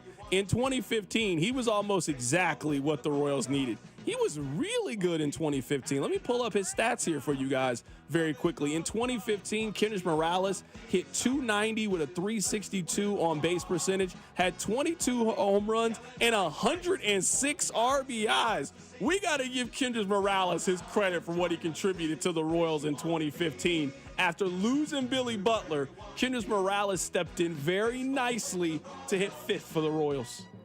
Batting sixth, the left fielder, Alex Gordon. One of the major things with the Royals, too, and we talk about the Royals today, is when we go through their 6, 7, 8, 9, if you're telling me Alex Gordon hit 6th in your lineup, you built a really, really strong lineup. This isn't Alex Gordon that was playing for the Royals in 2018. This is in his prime, one of the 5 best left fielders in baseball, a guy that was going to hit for average, hit for power, drive runs in Alex Gordon. He was hitting 6th for the Royals in 2015. Batting 7th in right field, Alex Rios. Alex Rios. He's going to give you a professional AB, a professional at bat, my friend. Batting 8th, the catcher, Salvador Perez. Salvi hitting 8th. Salvi's hitting 8th for the 2015 Royals and hitting 3rd for this team. 4th for this team. And batting 9th, the second baseman, Omar Infante. Alex Rios. I can't get over Alex Rios. What a professional hitter. The Royals, as I mentioned, won on this day. He wasn't that bad. I'm looking back at Alex Rios. He got hurt. He wasn't that bad. I'm saying he wasn't that bad for the Royals when he was up. He wasn't bad. By the way, the Royals got 6 strong innings that day from Yordano Ventura, and then the bullpen did what the bullpen does. Herrera, Davis, and Madsen gave up just 1 runner in the innings and in the game, and the Royals throttled Jeff Samardzij's White Sox 10-1 on opening day in 2015. Jeff Samardzija. Were you at this game? I feel like I was at this game, and I just don't remember it. I didn't get to go to a lot of opening days in the 2014-2015 window because work. No, I understand. I was at opening day in 2016. I remember I was at that one. Yeah, because they played the raised Mets. The flag. I remember they played the Mets, and that was a Sunday Night Baseball. ESPN. Have they played on Sunday Night Baseball since that game? Maybe they did in 16, but I don't remember it. If they did, I have no recollection of it. I would love for the Royals to play on Sunday Night Baseball. Can we get a Royals Guardians Sunday Night Baseball game? Is Sunday Night Baseball still a thing? Like, didn't ESPN? Yeah, just only the Yankees and Dodgers can play in it, though. Hey, the Dodgers are coming to town in a few weeks. There you go. Those are the only teams that can play in Sunday Night Baseball. Nobody else can participate for Sunday Night Baseball. That is kind of how that thing works. All right, let's continue to talk about the Royals, who host the Cardinals this weekend. 913-586-7965. I am happy that the Cardinals being in town doesn't feel like a big deal anymore. This isn't a conversation about the Royals having a rival or not having a rival. For those of you that have been watching baseball for quite some time, you remember how big of a deal interleague play weekend was. For the Subway Series or see the Dodgers go up against the Giants, it was like a big deal. You only got 2 weeks to see the teams that you really wanted to see. Now, I understand tradition, but baseball had to go to a different structure on how we put the schedule together. It doesn't make sense that Shohei Ohtani doesn't go play at every park in the country. Everybody wants a chance to see baseball's biggest star. You certainly have enough games that why is he never playing in certain venues? He should go to Wrigley Field every single year. That's how it should be. So I am just happy now that we mix it up a little bit. You get a chance to see Shohei come to town. You get a chance to see Bryce Harper and the Phillies come to town. I am just happy that we stopped this American League, National League nonsense with the pitchers having to hit, and you can't see certain teams and you can't see certain players, and we have just thrown everybody into one big pot so everybody gets to come to town. So it's just not a big deal when a National League team comes to town anymore like it was. We don't have to just get those 2 weeks of only getting a chance to see the Giants or the Dodgers or whatever National League team. I am just happy that now playing the National League team is normal. So the Cardinals coming to town just doesn't feel like a big deal like it used to back in 2002. Also, for our entire childhood, whenever the Cardinals came to town, it was like the Royals would vomit out as much 85 content as they could possibly muster. Hey, did you know Willie Wilson and Greg Pryor and Brett Saberhagen are going to be in town? And that was cool for our parents who saw those games. But Carrington, at a certain point, going to see Royals and Cardinals as a kid was like, it was nauseating to get 500 different, hey, remember 1985 clips and highlights. It actually makes me happy that Royals and Cardinals this week, as much as the celebration about both those teams, and that is happening, that Royals and Cardinals is more than just a trip down memory lane and the Cardinals come in and just smoke the Royals off the baseball field. The actual baseball on the field, while second fiddle this week, is like a 1B to the 1A of the celebration, where me and you would go to Cardinals and Royals games. It was cool because it was a St. Louis home game, and then the Jumbotron would just keep playing 85 highlights, which eventually became just too much to deal with. I also think that in a lot of ways, the Royals have simply advanced past this. Like when you were a Royals fan in 2007, you didn't really have a lot to look forward to. And a lot of times you weren't necessarily going to the park based on who was on the Royals. You were going based on who they were playing. I want to go see the Royals play fill in the blank team. Well, now you go out there because you want to see Bobby, you want to see Salvi, you want to see Vinny Pasquantino, like you like your team more. And playing the Cardinals is not the highlight of the Royals season. It shouldn't be the way that it was 15 years ago. No, it's part of it, but they're going to have other weekends like this. Coming up in 2 weeks, they have the Tigers at home. That's a really important series against the Tigers at home. The Tigers lead your division. The Tigers are a little bit ahead of you. Winning that series or sweeping that series has a big implication for the Royals. They didn't have Big Slick when they first started interleague play. That's a big weekend out at Kauffman Stadium. You mentioned the Dodgers. They come to Kansas City over the weekend. The Royals have concerts now that happen over the weekend. People go out there. It felt like for a long period of time, the Cardinals series were, hey, outside of opening day, if you want to go out to the ballpark and see what a full stadium would look like and feel the excitement of what it felt to go to an important Major League Baseball game, then you got to go to the Cardinals series, because if you don't, they just don't have many of those other games on the schedule. They're going to have, in theory, 15 to 20 more games this season that are like the one that they have today, that are like the one that they have tomorrow, where they're going to honor the 2015 team. Now, sure, they're not going to have maybe all the pageantry where Eric Hosmer throws out the first pitch to Salvador Perez and they do all of those things. But if you want to go out and see 25, 26, 30,000 fans and really get that feel and energy of what it's like to be at that game, they're just going to have a bunch of those over the course of the season. So I think in that way, the Cardinals series isn't nearly as important as it was 20 years ago. I also think, and we mentioned the 2015 team, it was around that time that fans stopped caring about the nostalgia and started caring about the baseball on the field. And I think we're entering that same wave right now. Like last weekend, the Royals did big attendance numbers. They did, 90,000 over 3 days? They didn't do that because it was, hey, we're going to honor the 85 team and honor the 15 team. That's obviously going to buoy attendance. But they got a big number last week because of the baseball team. They're going to get a big number, I think, next weekend, or I guess maybe it's weekend after next, when they take on the Detroit Tigers, a potential first-place matchup in Kansas City. They're going to do a big number because of the baseball team on the field. This weekend is fun. It's a celebration of the two World Series teams, and that is a moment that will live in Kauffman and Royals lore forever.